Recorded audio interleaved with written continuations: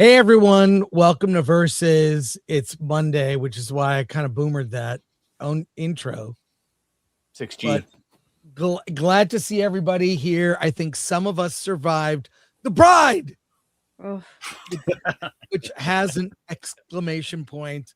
So get it right, folks. But let's say hi to everyone today on a Monday. It wasn't bad enough that I put myself through The Burbs. I also watched The Bride. Oh my God. Yo, Derek Anderson, the DA. I happily avoided The Bride and Hoppers as well. I haven't seen movies in a while, so I got to get back to it.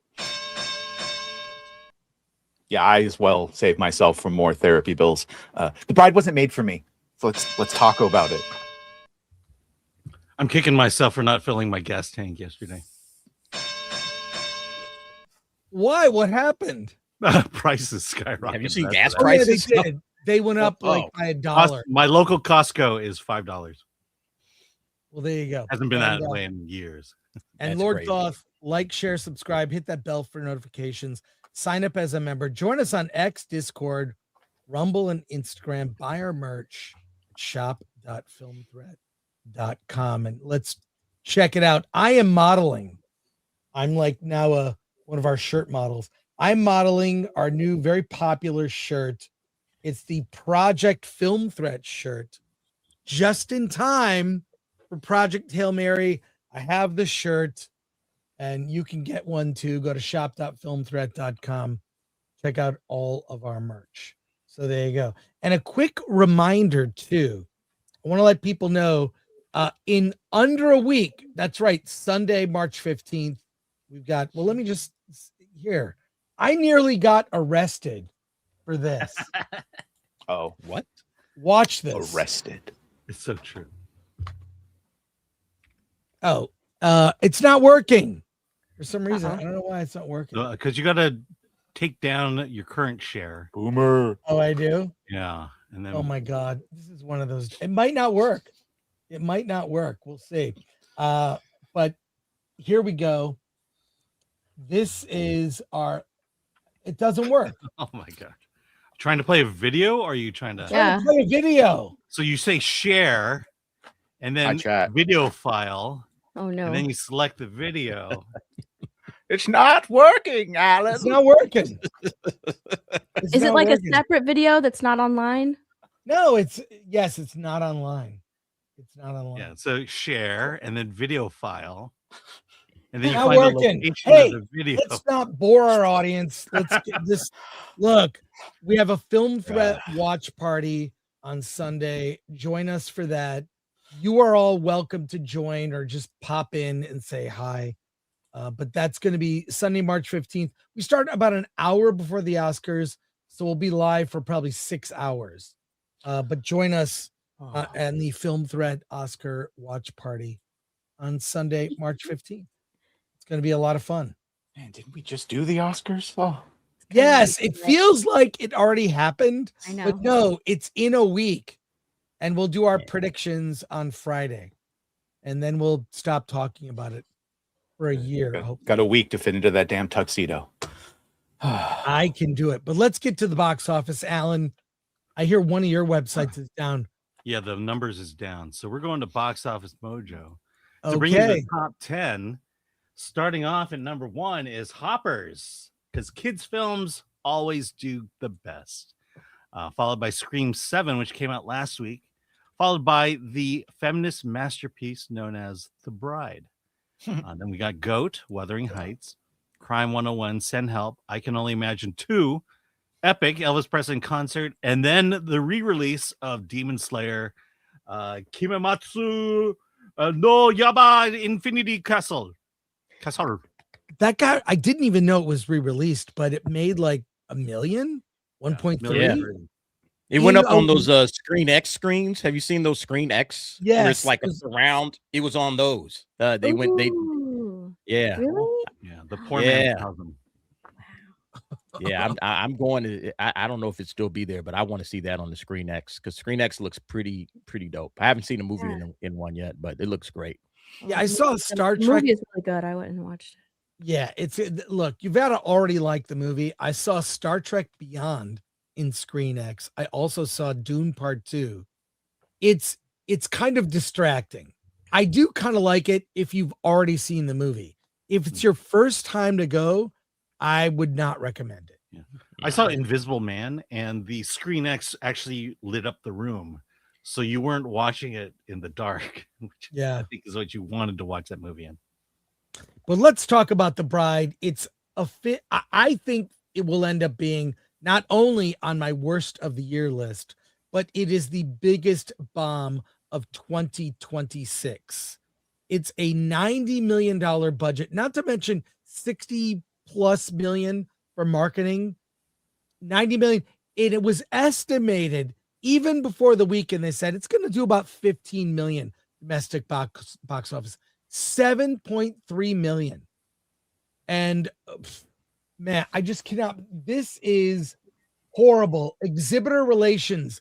WB's The Bride was left at the box office altar, which is 7.3 million with an 80 million price tag. There is some debate about what the budget is. It's always more than what they say. Yeah, I originally saw 90 million, and then all of a sudden everybody was saying 80 million. I was like, wait, what? Trying to make it look like less of a bomb, but here you are, Steph. Maggie Gyllenhaal has subtly started the blame game when it comes to The Bride. Misogyny has nothing to do with it. It's not a film made for men who, when headlines describe it as a feminist horror and feminist tale, this is a movie made for a specific audience, and they aren't showing up. I will say this, the audience that I saw it with, like, they actually, like, there was no one reacted, and then one person like clapped, and I think they were embarrassed after they did it. Here is Maggie Gyllenhaal with a comment. Let's get her full comment here. I'll play it full screen. What's Trump got to do with this? She says Trump inspired the movie in 2016, his election. Let's look. Let her speak for herself. Let women speak. If they let me grab them. Because on the one hand, we've had all these interesting, films come out just this year. Chloe Zhao with Hamnet, Lynn Ramsey with Die My Love, Kristen Stewart with The Chronology of Water. But on the other hand, there's only 8% of films that were made by women. Mm-hmm. And that's a 7-year low. Mm. I mean, what do you think that says? I'm thinking about whether to say this. Say it. I think that it's fine. Like when we make little movies, cute, or like go make your little movie. Starts to get dangerous when women have their hands on a lot of money. You know what you're saying? You're saying it's a tiny percentage, but look at how many of those movies were movies that made an impact. Like if you've had your mouth shut for so long, almost like a geyser, like having your hand on something. Well, when it bursts, it's going to come out really powerfully and with a lot of energy. And I wonder if what's happening culturally is gonna, okay, I will say one thing about this. It's gonna bring like an unstoppable response, maybe especially from women. I will say, and I don't know if I've said this out loud before. Again, maybe I'll get in trouble, but oh my God, I actually think that when I really became a director was actually, I think the first time that the morning that Trump was first elected. I think I was like, I have a lot more to say than I've been saying.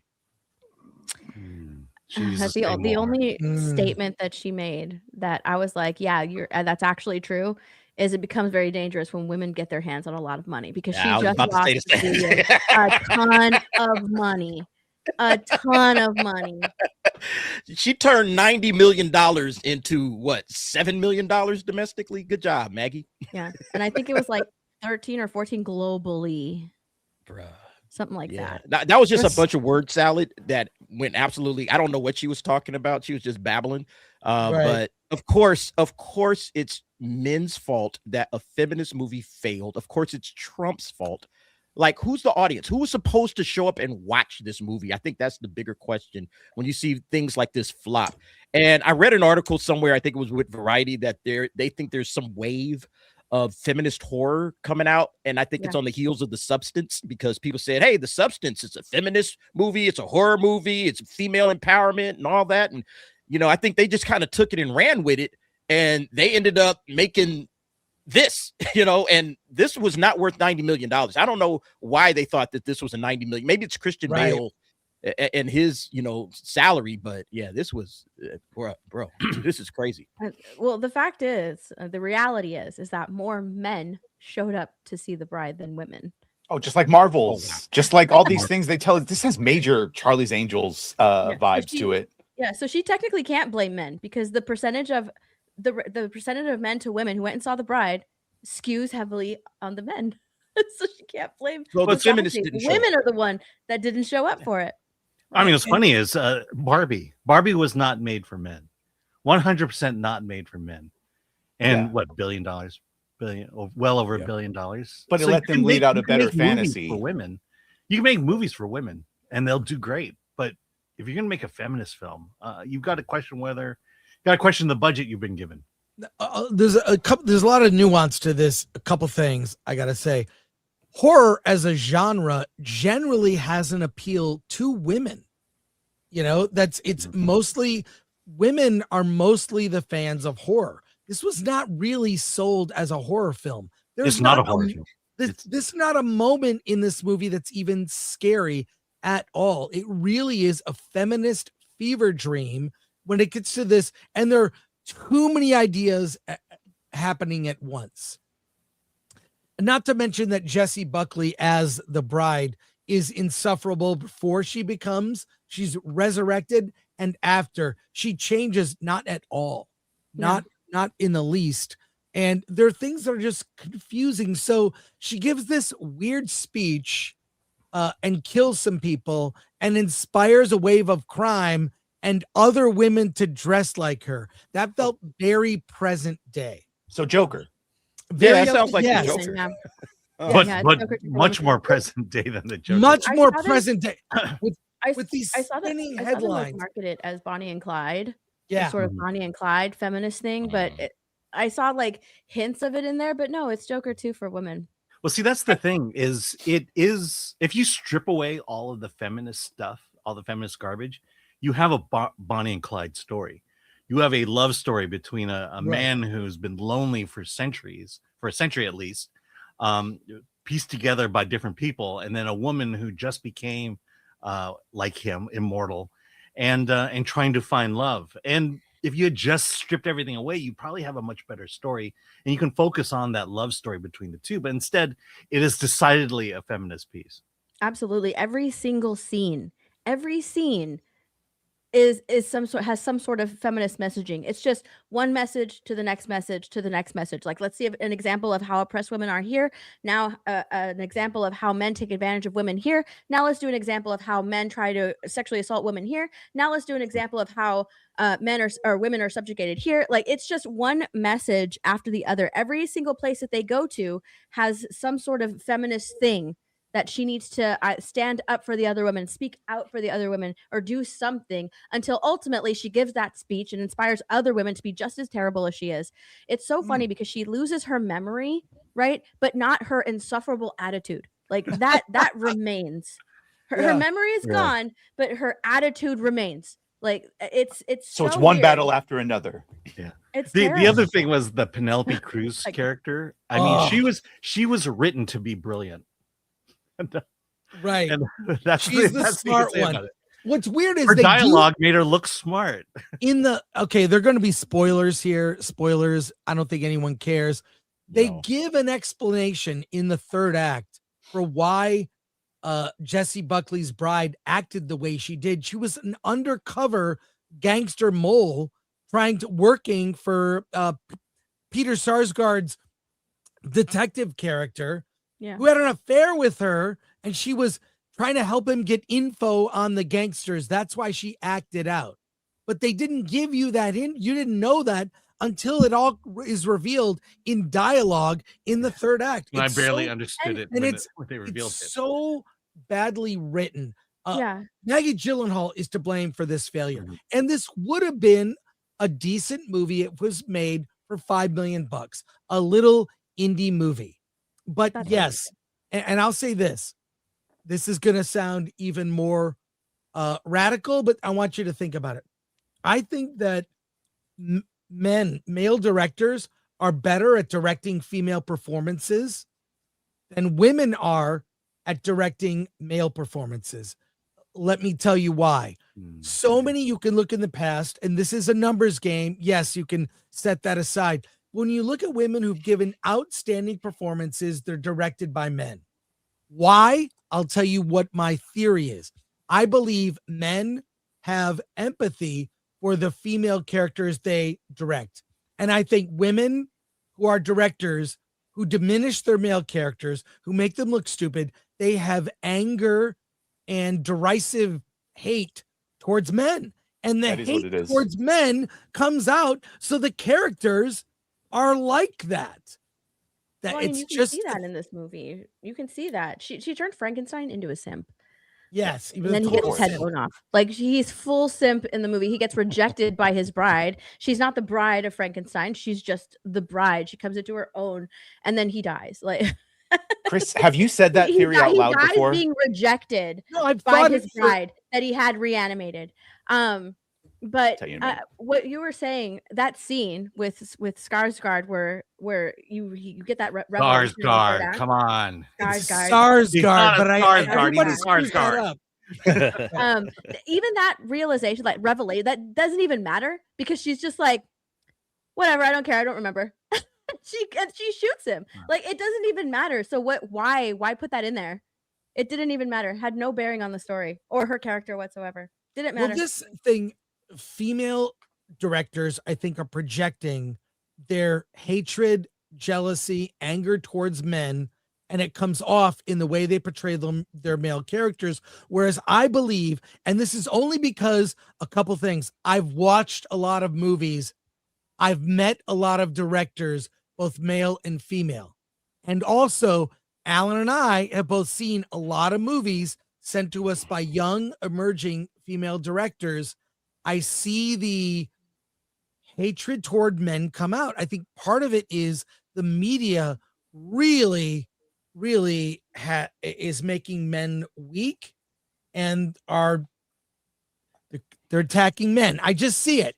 I see it. I'm connecting dots, and it's like I see this all the time.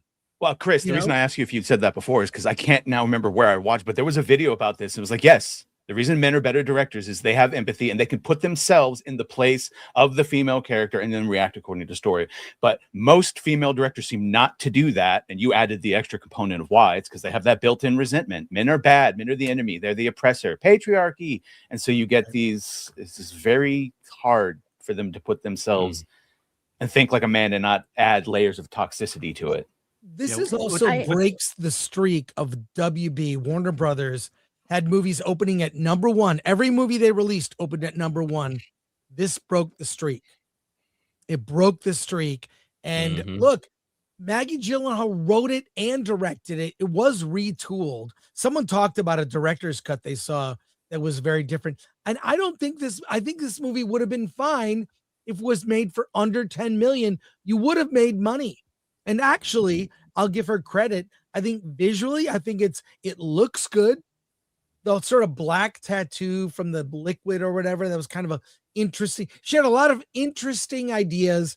She made some interesting visuals, horribly written and ill-conceived. And I have one more video to show of Christian Bale that I think will make you all laugh. But you were about to say something. Sorry, Alan. Sorry. Well, I mean, we talked a little bit on Friday, but this is the unintended racism and misogyny. But right now, women directors can only direct films that are feminist films. Black directors can only shoot movies about black stories. Asians. Clarify. It seems that black directors, Hollywood really wants black directors to make movies about slavery and racism. Yeah. They can't we don't see it as often. Just tell a story we can all relate to. Well, Latino directors can only tell stories of illegal immigrants. But then when you do give them other stuff that could traditionally be for everyone, they always have a specific slant to their casting. And yeah, I'm looking at you, Ryan Coogler in X-Files. Make all your Black Panthers and your sinners, but then as soon as he gets something that's classical and for everyone, you know what he's going to do to it. And I'm sure it'll be great, but don't remind me. Yeah. Did you know that this film was The Bride was shot for IMAX? Yeah. That's where I saw it. IMAX headquarters. And now there are a lot of empty IMAX theaters. Yeah. Maggie Gyllenhaal. She shot it for IMAX, but she said that she had never seen a movie in IMAX except for The Dark Knight, and then like she says like some nature documentary. Other than that, she's never really she didn't know what goes into it, but she wanted to use the tool, so they let her. Okay, so this is Christian Bale coming out of a screening, and what are people doing? They ask for autographs. Hear what the guy says, who's getting an autograph from Christian Bale. You did a great job. You did a great job. You did a great job. It was the worst movie ever. But for me, it's a good movie. Do not let anyone know. Did you hear what he said? He goes, you did a great job. You did a great job. He goes, what are people saying? It was the worst movie ever. Listen, I'm sorry. It's really hard to hear. I'm sorry about this. You did a great job. You did a great job. You did a great job. It was the worst movie ever. But for me, it's a good movie. Do not let anyone know. Did you hear that? Thank you. He said you did a great job. I don't care what anyone else says. I know. Look at him laughing. Look at him laughing. That's great. They're for some reason during these autograph hounds are just like they can tell you the most honest. Well, no. They suck up. They suck up pretty bad. It was the worst movie, but I loved your performance. Well, I've already got something at the top of my worst of the year list. And hold on, the Daisy Ridley movie. Well, that's going to be. I have that on my list too. I know, but where are we ranking these? The Bride is number one worst of the year so far. There could be more. So you enjoyed the Daisy Ridley movie more? Yes, I did. Okay. I did. Oddly, so I mean, look, it's a loss at this point. Who knows what will happen?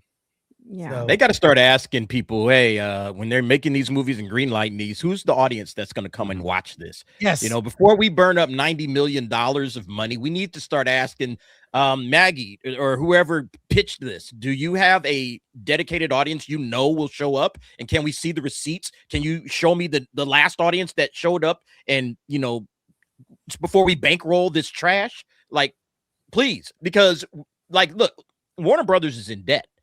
They can't afford to just have all of these, box office bombs just stacking up. They need to make money from their movies. I hope, David Ellison understands how bad things are with this, because they had a great streak last year, but this is the way you get in debt as a movie studio, is you're just making movies that aren't making money and has no return on your investment. I mean, I think that's one of the big problems. I think they were stuck releasing it. Chris, can you share my screen real quick? Just a quick 30 seconds from Christian Bale. Oh, is this another one? Yeah, I thought it's really good, though. This is what you like. So have you ever not played it cool when meeting another actor or celebrity? I'm never cool. Not in those instances. I don't want to meet people that I see in films. I don't want to meet my heroes. I see it in people's eyes when they've watched my movies and loved them, and then they meet me and I see their eyes, that terrible disappointment about who I really am. And it's true. What a disappointment. That's me and my best in the movie. Never meet me, and I never want to meet my heroes either, because they're heroic in what they do, but give them a break. Nobody can be a hero all the time. I thought that was fun. I love it. Look, you know what? There is an audience for The Bride. There is an audience for a hardcore feminist film with, cringe stuff for me. But it's small, but it's there. It's a small audience. It's under 10 million. This is Bros all over again. Bros, a gay romantic comedy made for 50 million. If it was made for 10 or 5, would have done well. This was a market. Everyone in Hollywood understood this. If it's on the fringes politically, or made for a smaller audience, I hate to say this, like a gay audience, it's a smaller film. But that's the point. That's what she was complaining about. That you just wanted to have. cute little movies with no money in it. Yeah, that's what she's complaining about. It's a statement. She's making a statement with this movie, or at least she was attempting to make a statement with this movie, right? Like, give us a big budget and we'll do a big movie, a grand movie, and it'll make money. Watch, see, watch, it'll be great. It's niche. You can't force us to give a shit about it. Yeah, let's bring in Disney as well. Lightyear, first lesbian kiss in a Pixar movie. Like the lesbians didn't show up to watch it. You need a wide release. You need everybody to be there. Yeah, gay storyline. The gay community did not come out for Strange World. I mean, that's you think you're virtue signaling, but no one cares, and in fact, you're driving people away. Yep. Okay, we'll get to your soups in a minute, and Robert Meyer Burnett will be joining us after 2 p.m. I'm saving all our Starfleet Academy conversation until then. But let's actually talk about why Pixar cut Elio's LGBTQ themes. There is a story from Variety. Let me share it. I think you have notes, Badger. And Alan, you have some insight into this. Yes. I'd like to hear. So, Badger, if you would.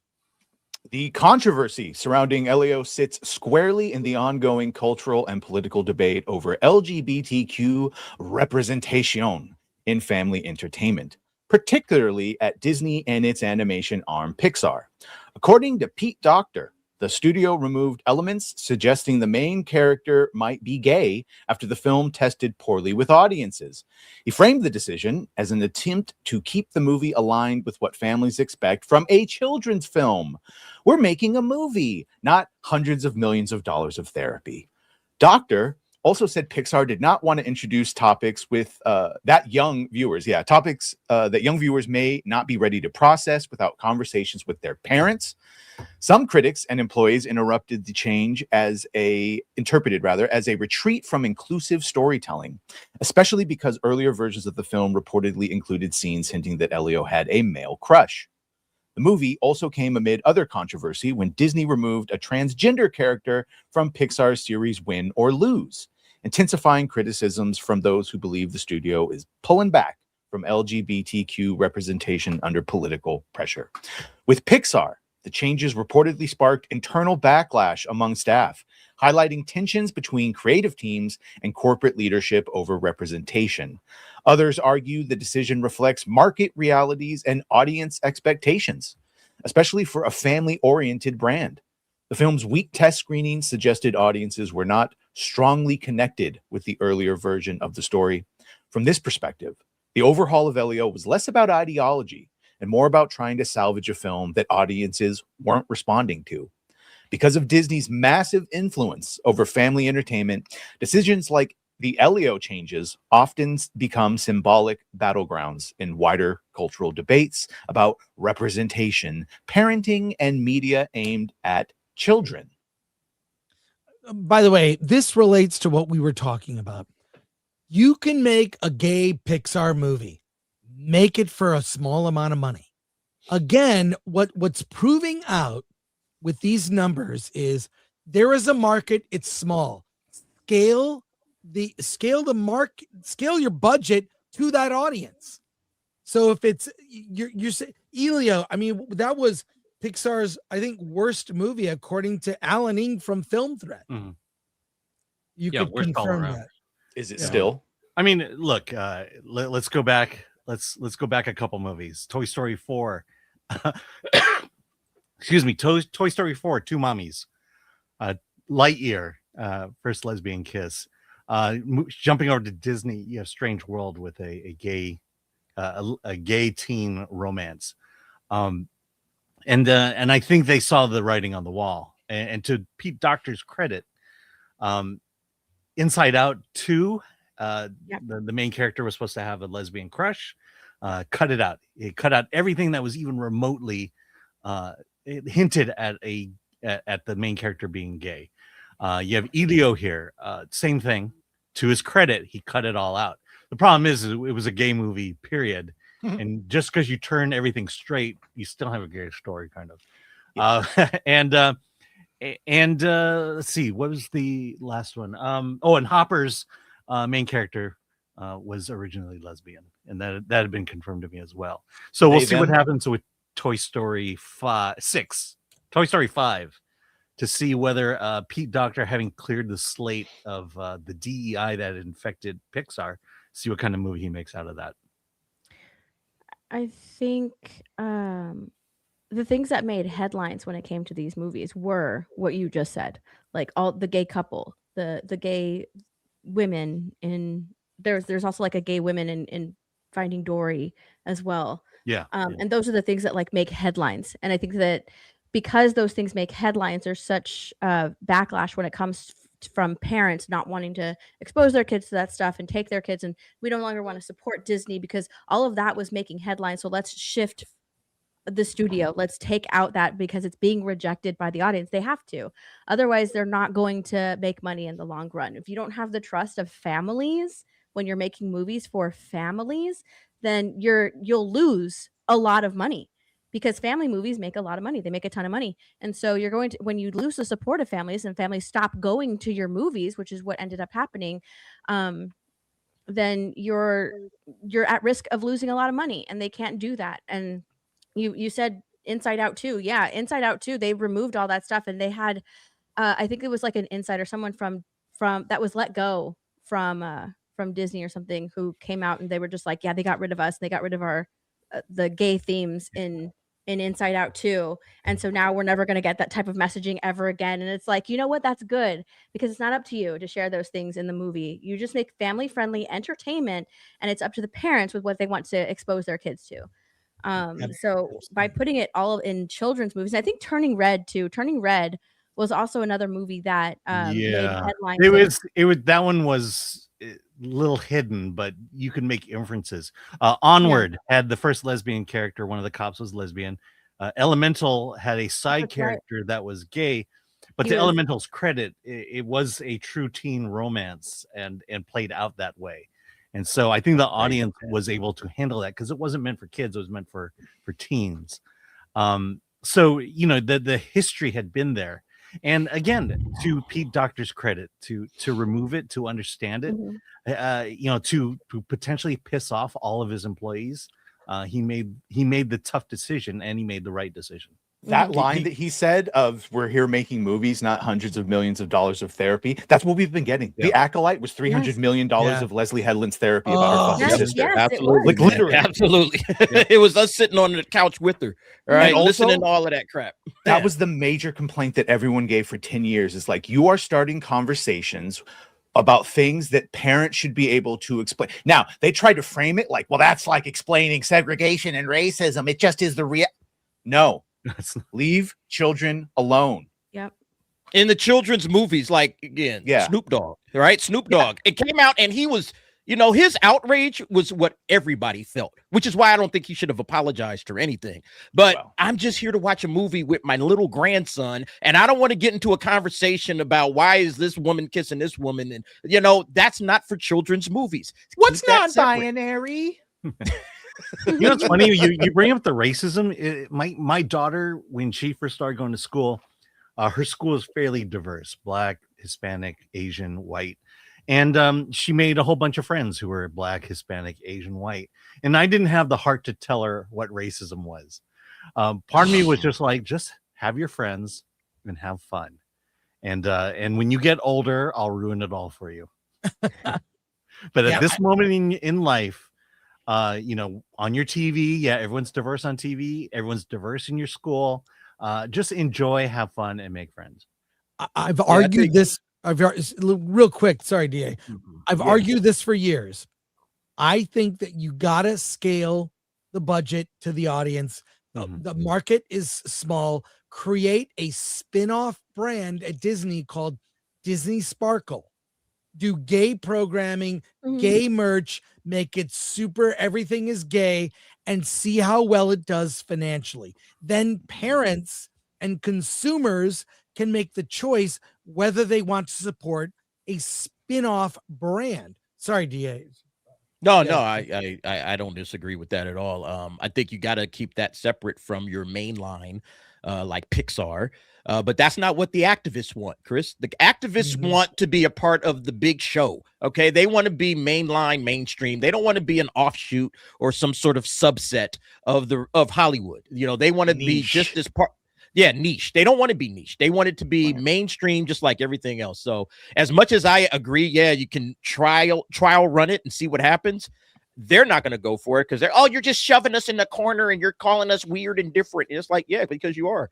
You know, I'm just being honest, man. You're not. That's what queer means. You know. Yeah, this is the mainstream and the main line is the norm, the cultural norms. And that's what Disney and all of these studios should be trying to play to 90% of the time. The cultural norm of the country. All right. When something's out of pocket, a little different, okay, you can still do it. But just understand you got to scale it properly. It can't have a big budget. All right. And it's going to be niche and not a lot of people are going to show up for it. But if you care about it that much, sure, go ahead and do it. Yeah, to your point, Chris. Guess what the total budget of Pillion was? What? It was $1 million. See, that's perfect. And that movie will make money.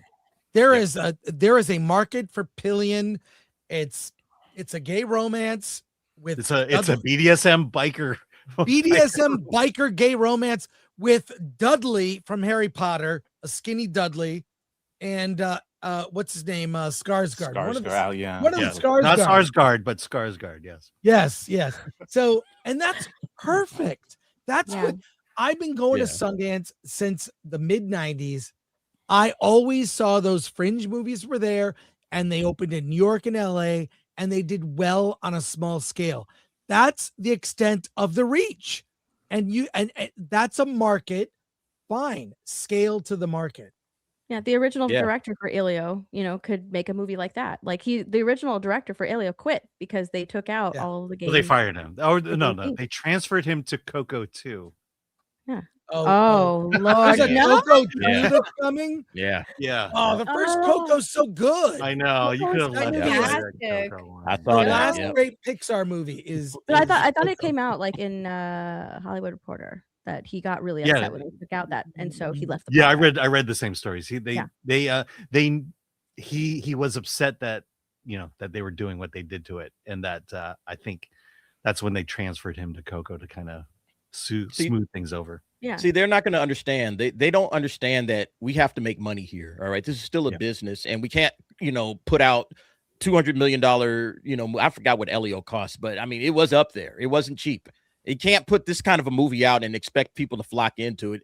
And, because of the themes, so you got to scale it properly. We just got through talking about this with The Bride. You got to scale it properly. You can't spend $90 million on this thing. It's ridiculous to think that you're going to make money off of some kind of niche, movie.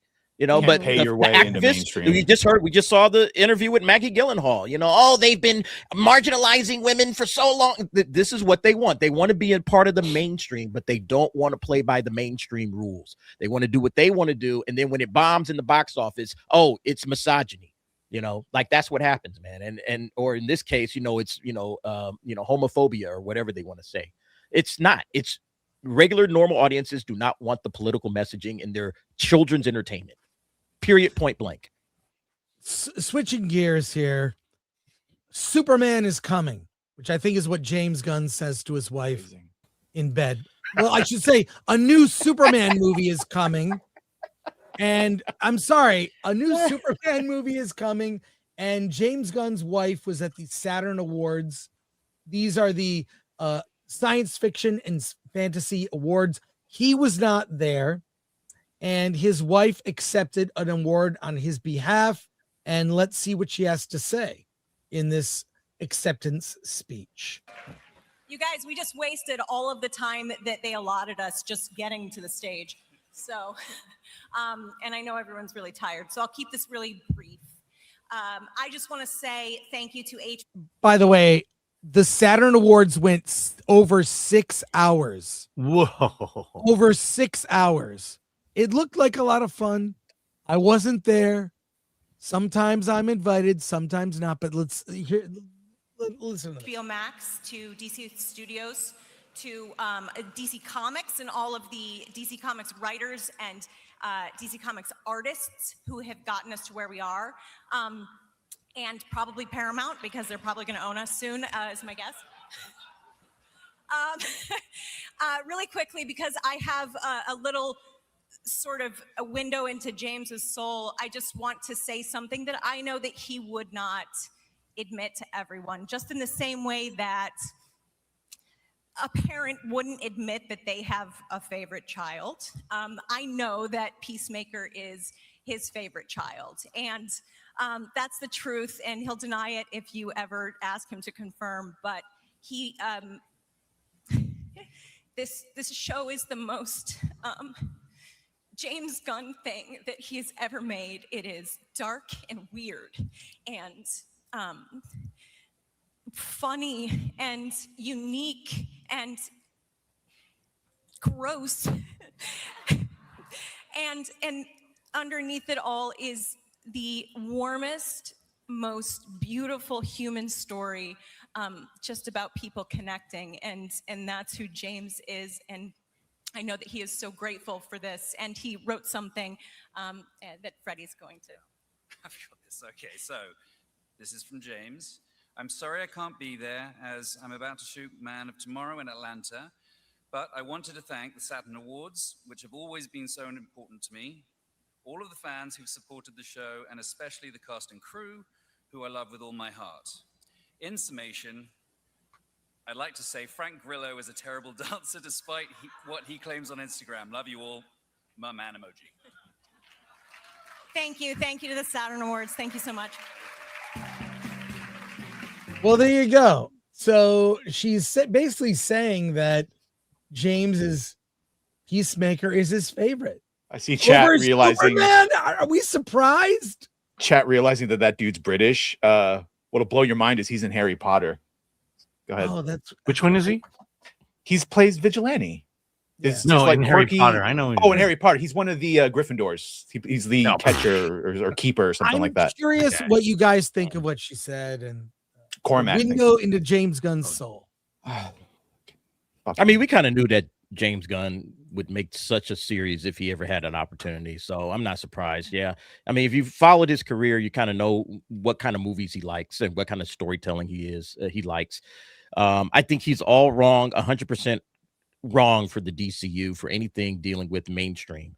In his own little corner. Just again, he's niche. He's just like all what we've been talking about, everything we've been talking about so far in this episode of Versus. It's all about niche. He's very, very niche, and he works where he works. But in the main line, he might every once in a while do a Guardians of the Galaxy, and everybody's like, "Oh, this guy's got some talent."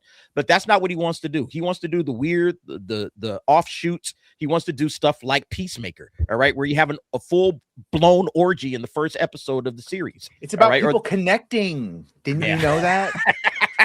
Yeah, exactly. James Gunn to make an orgy not sexy. So, but I mean, that's the problem with this guy. Is like, the DCU should be, for everybody.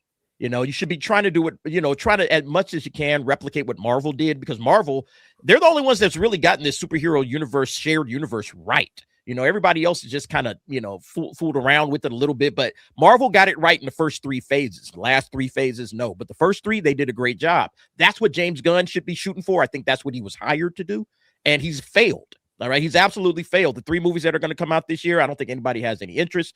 Just after the Lanterns trailer that we saw, I just think Matt that Reeves Batman. I think that's the only thing we're looking for. Yeah.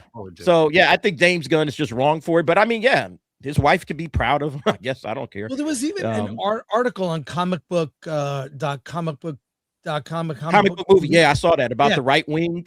Yeah, it said that all the villains in everything James Gunn DC, they've always been like white supremacists are always the villains. Yep. Video out now on my channel going through it. Yes, from the start, he always has either some sort of incel or some sort of, he took the Sons of Themyscira and Creature Commandos and just made them like the right version of Antifa in it. And and all, let's just say leaks for Lanterns came out months ago and that trailer just backed all of them up. We're getting more right-wing extremists. It's the same thing as the Savant. Like, oftentimes I'll point this out and people go, why are you defending white supremacists and all these things? It's like, guys, it's what George Carlin said. You don't need a formal conspiracy where interests ally. And right now, all their interests are MAGA bad, the right bad. And so every goddamn villain in every single product is right wing. Yep. It's just what they do to make you think that anyone that votes for MAGA is a Nazi. And that's exactly what they've accomplished. Yeah, but Lex Luthor had a diverse crew of henchmen. Straight white toxic male. Even in Lanterns, yeah, that's absolutely true. Yes, yeah. it's hung down like it's supposed bad to be for the brand to have all of this political ideology in your universe is bad for the brand. Like, everybody's going to say, hey, DC is just some left wing, it's like if you're on the left, you'll love DC. If you're on the right, you won't love it. It's like he should be trying to bring everybody together. That's why I don't understand why anybody's okay with this. It's like it's so divisive. It's so divisive what James Gunn is doing right now. With this universe, and it just shows up in even the Lanterns, and he didn't even direct or write Lanterns, but it's still showing up in Lanterns. It's going to show up in other things. I'm wondering who the bad guy in Supergirl is going to be. Is she going to, is he going to be right of the Yellow Hills?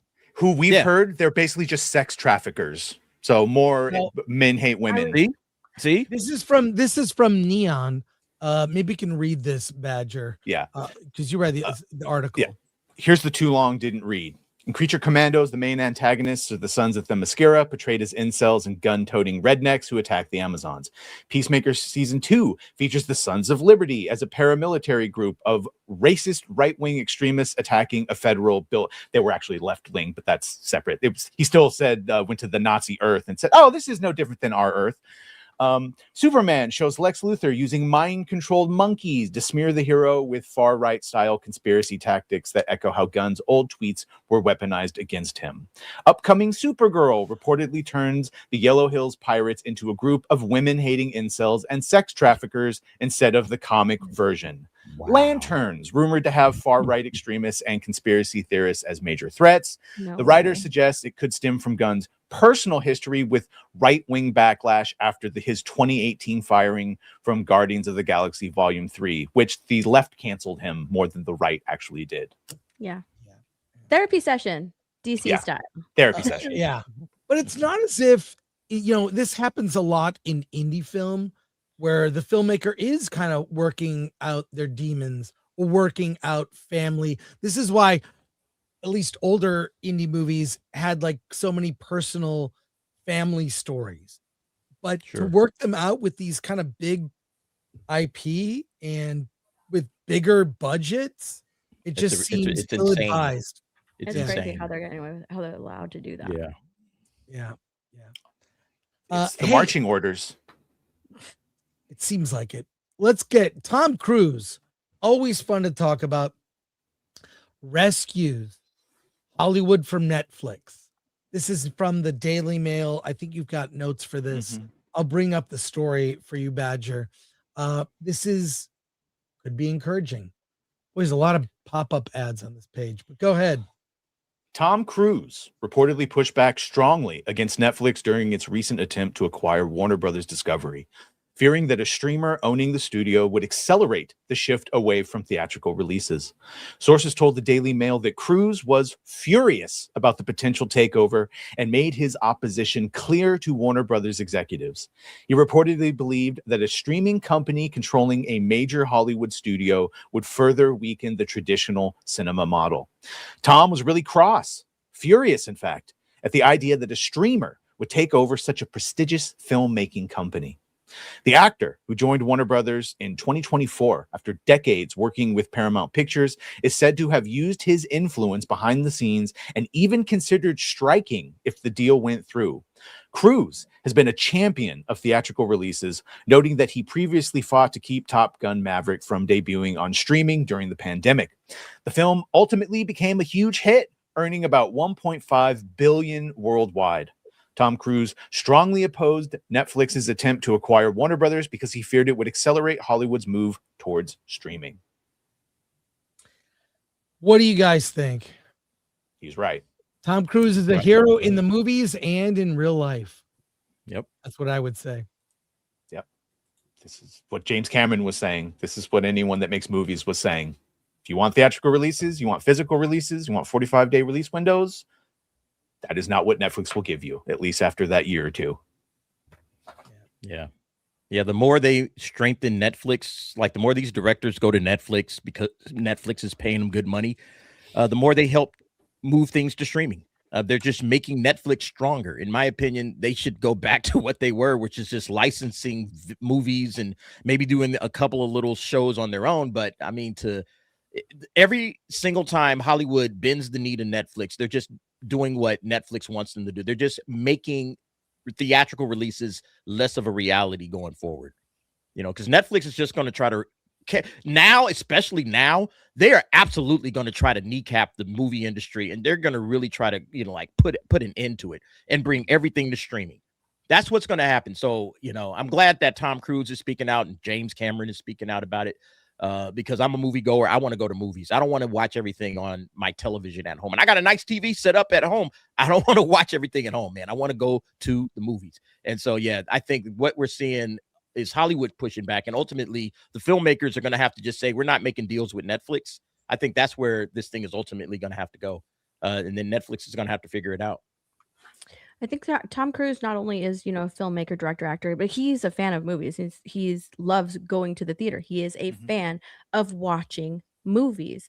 And I think that right now with movies in general, streaming has already had an effect on how movies are made, on the scripts, on the plot and all that, because I feel like they're made for second screen viewing. Even the ones that you see at the movie theaters, they're still made for second screen viewing because eventually they're going to go on some sort of streaming platform. So you have to also cater to that audience that doesn't want to go to the theater but stays home and waits for it to come on streaming. And so it's already having an effect on the movie making process and how people are writing movies in general. And I think that he's completely right. Like, you can't have this like completely just do away with theaters altogether, because it's taking away from the filmmaking process and entertaining in general. The Saturn Awards, he received an award. Here's his acceptance speech. It's a little long, but let's watch it.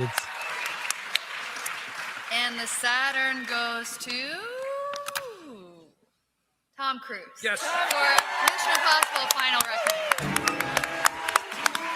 Okay, let's do that.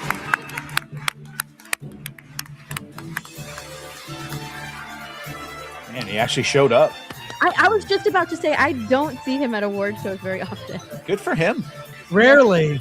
This is why it's you got to see this. Kind. Can we nominate him for award this year? Thank you all. Yes. Thank you. This has been a great evening, I got to say. I mean, just to be here with you all, hear these speeches, and it's very special. It's very, very special. Thank you, McHugh, for trying to kill me so many times over all these years. I really appreciate it.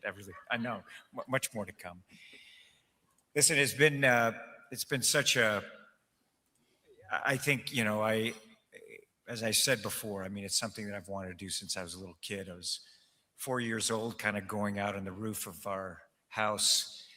The neighbors would call my parents and say, I think there's a child on your roof looking at the stars. It's true, I know. And luckily, my mother didn't put nails in the windows and lock everything up. She just kind of said, hey, when you want to go for a walk, come get me, because I used to just leave the house and I would jump off the roof and do all kinds of crazy stuff. And she'd bake cakes to calm me down from the trees. And I was always creating characters to try to make my family laugh, my sisters and my mom, and just bring a smile to their face.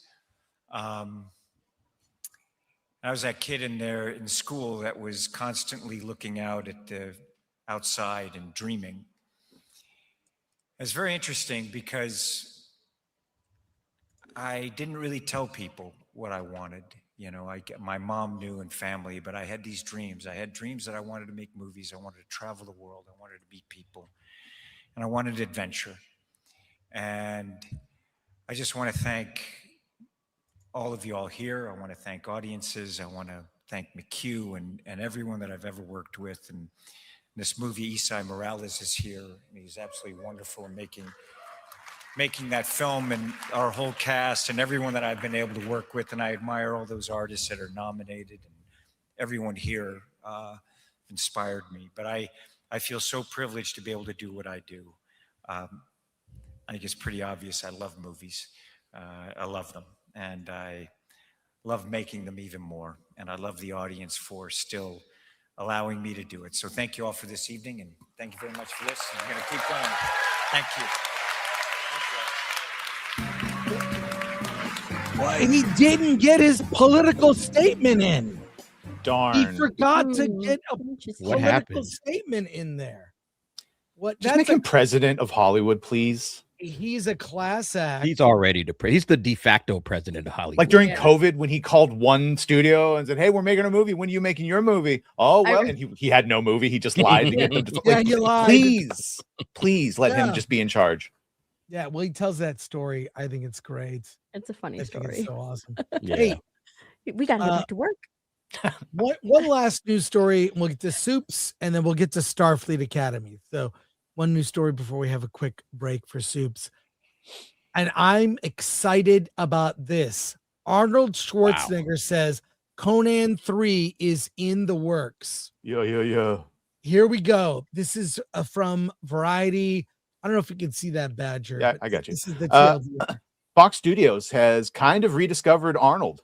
They've come to me and said, "We want you to do Predator. We just got a script for you to do Commando 2. They just hired a fantastic writer/director who did Tom Cruise's last 4 movies, rough report, to write and direct King Conan. Conan. Yes. They don't write them like I'm 40 years old. You write it to be age appropriate. I'll still go in there and kick some ass, but it will be different. With King Conan, it's a great old story that Conan was 40 years as king, and now he gets forced out of the kingdom, and there's conflict, of course, but somehow he comes back, and there's all kinds of madness, violence, magic, and creatures and stuff like that. And now, of course, there's all kinds of special effects. The studio has plenty of money to make these movies really big, so I'm looking forward to all of those projects. Well, someone had something to say about this, and that's Amanda Milius. I'm going to guess she's related to John Milius, who made the very first Conan movie. I love that film. The score from Basil Polydoros is amazing. And Amanda Milius says there's already the script.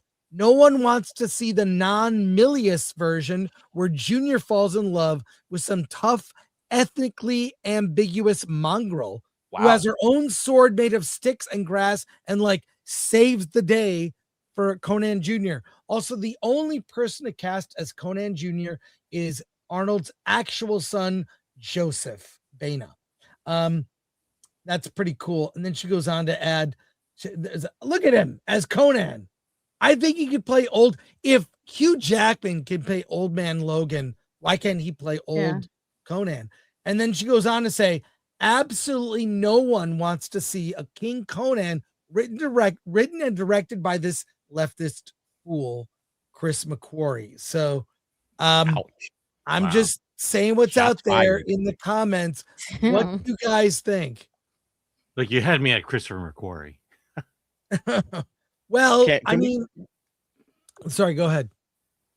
I might be the one guy on the outside. Can we just make new stuff? Can we stop trying to dive back into all of these old franchises and just drag up Arnold Schwarzenegger? I don't know, how old is he? And is he in his 70s now for Conan 3? Like, can we just make new things, please? I just want to see somebody's new imagination or something I haven't seen before in the movie theaters. I've seen Conan. All right, I love Conan. I don't need to see Conan again. I'm kind of tired of the remake, reboot, sequel, prequel, spinoffs. I'm tired of it, man. And there's nothing more that they can add to Conan that would make it better. The good stuff is back in the day. Go watch the old school Conan the Barbarian, Conan the Destroyer. Go watch that. You'll be fine. Plenty of Conan there for you to enjoy. I'm just tired of watching this old stuff. But the first Conan is so good. There's sex scenes in it that are surprising. And Robert Meyer Burnett, are we going to get a hey, good to see you. Hello. You brought me on the sex scenes, right? Yeah. Rightly so. But Conan 3, is this going to happen with Arnold? I think it is, and I'll tell you why. Because it's a 20th Century Studios production, and you have the quiet king of franchises, Steve Asbell, who's president of the studio. He brought us Predator, Planet of the Apes, Hellraiser, Alien. You know, he's had a commitment to keeping these franchises going. Now, this was not originally a 20th Century Fox franchise, but you know, the original Conan, I think, is one of the great fantasy films of all time. You know, that John Milius directed, the great Basil Polidor score.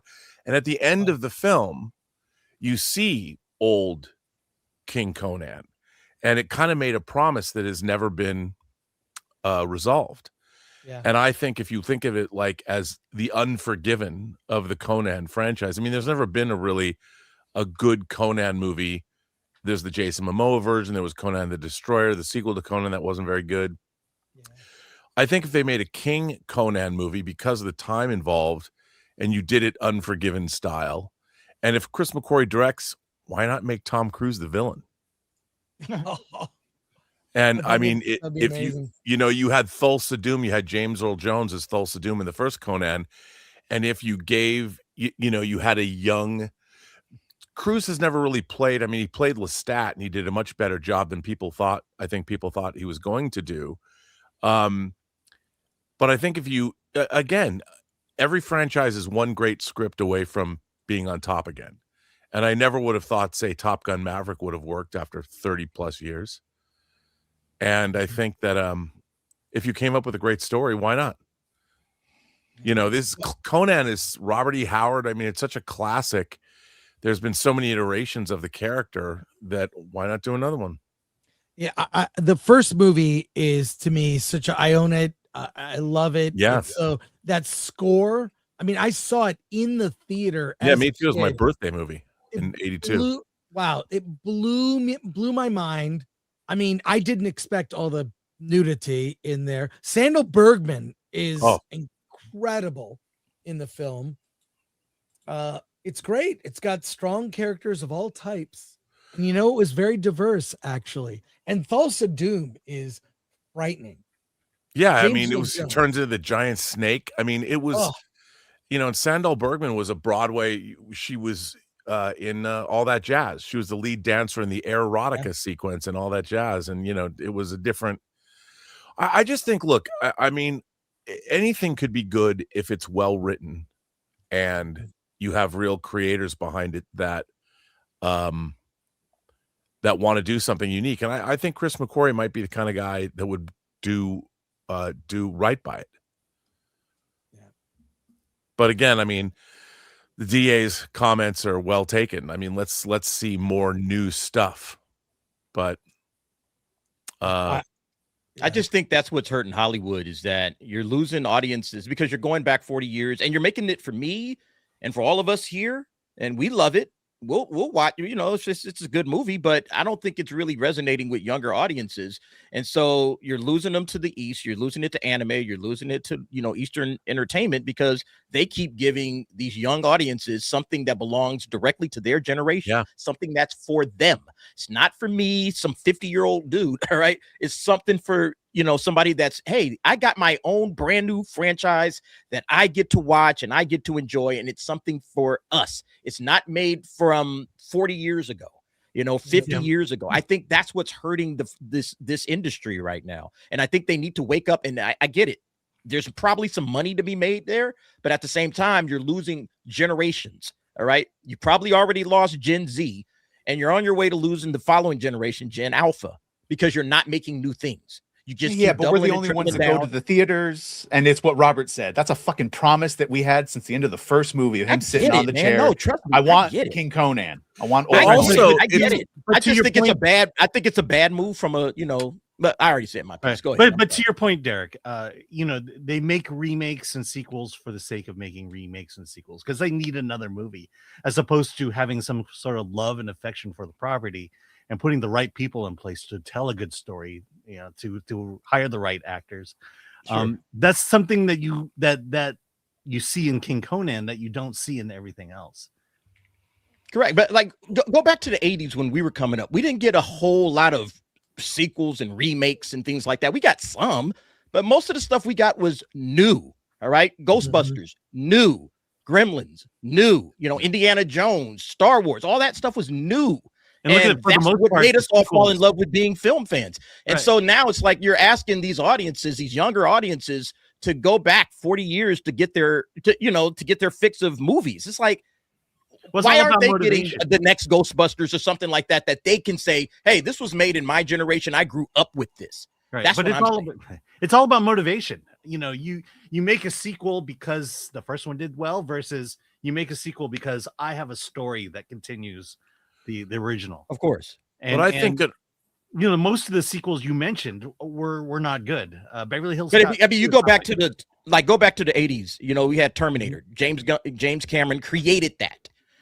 That's what I'm saying. We need to create things. We're starting to get stagnant as a culture overall. We need to create instead of just remaking everything or rebooting everything, because these creatives in Hollywood, I don't know what it is, man. Maybe they just don't have the ability or the juice to create new things, but we need to create things at this point because we're starting to get stagnant. And other cultures are starting to seep in and take over what we used to run. We used to run entertainment all over the globe. And now look again, my kids could care less about a movie. All right. My kids are in their 20s. They could care less. And I'm looking at it from that standpoint.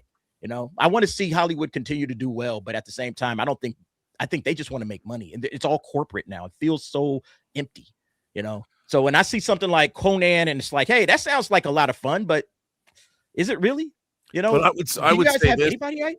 Go ahead, Rob. Sorry. But we have a fantasy establishment, Game of Thrones, House of the Dragon, Night of the Seven Kingdoms. There is fantasy storytelling that we didn't have at all back when Conan came out. So now you could create a King Conan movie for audiences that are accustomed to things like Game of Thrones, and a King Conan movie would be brand new to audiences because no one's seen Conan the Barbarian. I mean, some people have. By the way, I want to point out that I'm being called a liberal shill in the chat, where in my own chat on my own show, I've become a white supremacist. So once again, I'm all things to all people. Yeah. But I do think that, it's a different time, but your point's well taken, but Conan is a literary property, and I think that it's a timeless property. They've reissued the old Marvel Conan comic books in really beautiful editions. And I think that Conan is the kind of character that's ripe for rediscovery. And even though you're going to get an old Conan, I think if you made a good Conan movie, a lot of people would think it was new, that they hadn't seen anything like that before. I say if you were a kid and you're a 20-year-old kid, do you want to watch, an old, very old Conan as the hero of the story? I mean, are you really going to connect to that character, or would you connect with the younger Conan? Like, I get it. Conan's like the history is there. It's an enduring property. They're still making Conan comics that are decent and that we could all be reading. Why do your kids not watch movies? Did you not properly indoctrinate them? I'm just saying, like, we need to pass this shit out. Movies, man. I had my kids lined up going to every Marvel movie, all the Star Wars movies, and they loved it while it was good. But now they could care less because, again, they're tired of it. But you know what? If King Conan comes out, I'll say, hey, kids, let's go watch King Conan, and let's see if they get into it. I don't think so. Look, if they do it, make it R-rated. Make it R-rated. Make it. Oh, it would have to be with boob galore. Yeah, like a Frazetta painting. Yeah, make it 100%. like that. That's, I think, what the first movie went for. There are speeches in John Milius's Conan that give me chills. And combined with that score, it didn't matter that Schwarzenegger was not the greatest actor at that time, but they played to his strengths. And he learned. He was coached also by a couple of the bigger actors. By the way, Robert both hates puppies and kittens. Yeah, so there you go. I do. Man of the people. I raised 3 litters of puppies over the last 2.5 years. 24 puppies. I have 4 dogs. I've had people reason to hate you more. That's all. I've known Rob since the 90s. I suspect he and I are more like, I'm a 90s liberal trapped in the present, which I think would make a great sci-fi show. That would be a funny sci-fi show, like, because it makes sense. Hey, let's go to Soups, and then we're gonna pivot to Star Trek. Oh yeah, I think Rob has a few things to say.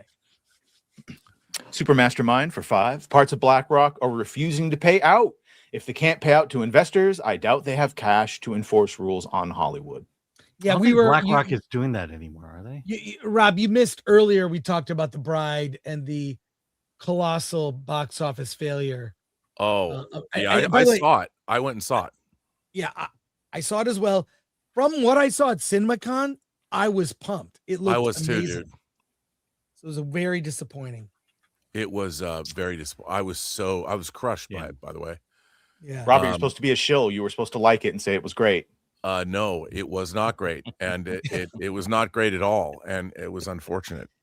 By the way, speaking of CinemaCon, did you see the news that dropped today that the director of Godzilla -1 is going to open up the festivities on Tuesday with a Godzilla -0 presentation? Nice. We'll be there. Yeah. We'll be there. Oh, that's awesome. Who is distributing it? Who's putting it out? G Kids? Yeah, G Kids. Wow, that's crazy. Okay. They do all the Toho. And they're doing a worldwide release on this. Yeah. Early November. The last Boy Scout became a YouTube member. Shout out. Thank you. Dr. Fauci's pardon prison butt for 5. Men are superior directors and actors because men can put themselves in someone else's shoes, while women project their own personality onto characters. Well, Bingo. let me just say this. You weren't here earlier, Rob. This comment kind of expanded on something I said, which could be considered controversial or taken out of context. I think that male directors are better at getting performances out of women because they have empathy for women. Modern female directors seem to have disdain for their male characters and therefore lack the empathy to make them fully rounded or nothing other than cliches, stereotypes, or villains. Sorry, sounds very sexist, but that's my observation from seeing a lot of movies. It's funny because one of my favorite directors is Catherine Bigelow, and Catherine Bigelow has made a lot of testosterone heavy movies that I've loved, like, starting with Near Dark. Well, her first movie, The Loveless, that she co-directed, was about a biker gang. Then she made Near Dark. She made Strange Days. She made Point Break. She's not in that category. But then she made House of Dynamite. Yeah, that's true. But look, I think the problem with The Bride is just it had too many ideas and none of them were fully realized. Yeah. The idea of Mary Shelley in the afterlife, then possessing a woman who's been resurrected, and at any moment they're sharing this mind, and it switched between the two, and it didn't really go any. You had the women that had smeared their faces like the bride. Like, where did that come from? There was like 20 different ideas, and none of them were fully developed enough. But more than anything, that movie was not entertaining. It was a chore to sit through. Yeah. And it should have been fun. That movie should have been fun AF. Mm-hmm. It wasn't. I saw it with a packed audience, not one laugh, not one. The audience, it was weird. The audience didn't react. Now, I didn't see anyone on their phone during the movie. They might as well have been on their phone. They were disconnected from the events happening on screen. It's like, I remember going to the movies back in the day. You would react, whether it was a drama or a comedy or like a full reaction from an audience. You can feel the energy in the room. The energy was literally as dead as the characters. Yeah. I went to the press screening of The Bride, and it was the same reaction. One person clapped, really? Everyone else was just kind of like Yeah, stunned. one person clapped at the very end, and I think they were embarrassed that they clapped. It was fine. React how you react. I don't judge, but it's very sad to see. All right, let's move on and we'll move to Trek. Nate for 5. It's awful of Maggie to perpetuate the harmful stereotype that women are stupid and bad at stuff.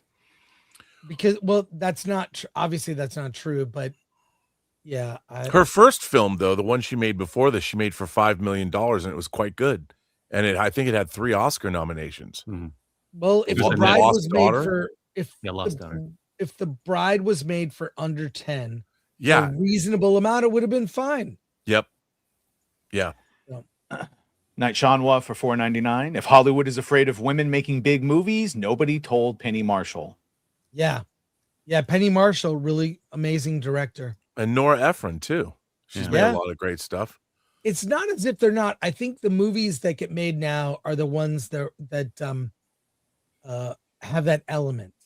I almost think it's performative, like they want, this is what you want from me. This is we had a whole discussion last week about Black filmmakers. Hollywood only seems to want Black filmmakers to make movies about slavery or racism.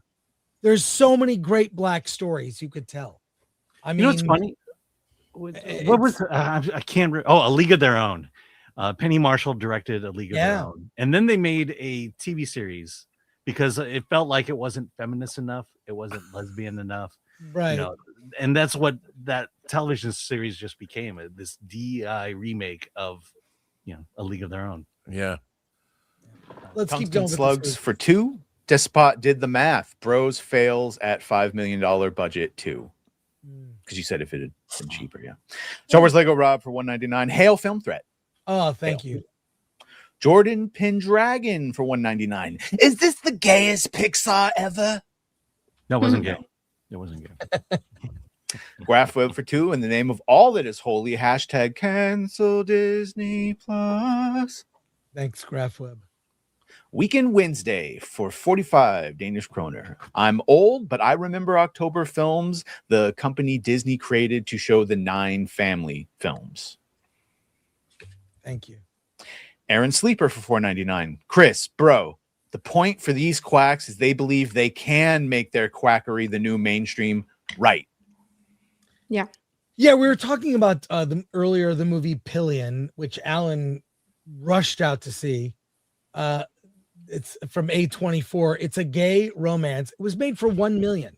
It stars the actor who played Dudley in Harry Potter, and it's gay BDSM biker culture. It's now grossed over 3.5 million at the box office. It's made for $1 million. That's how you do it. But that was their plan. They thought they could supplant our money and be bankrolled by the State Street, BlackRock, Vanguard, and they could push the culture long enough. Yeah, they'll lose us us racists, but then eventually they'll get that new modern audience. But that shit doesn't exist, and you can't force it. And so here we are. By the way, tell everyone in the comments, don't get butthurt that I watched Billion. Did you guys watch it together, sitting next to each other? I was sitting next to a gay couple when I watched it, and they were that very kind of tracks. Weekend Wednesday for other 45. If Peacemaker is his child, so Peacemaker boning his wife gives a totally different feel now. Things that make you say, "Huh, what's up with that?"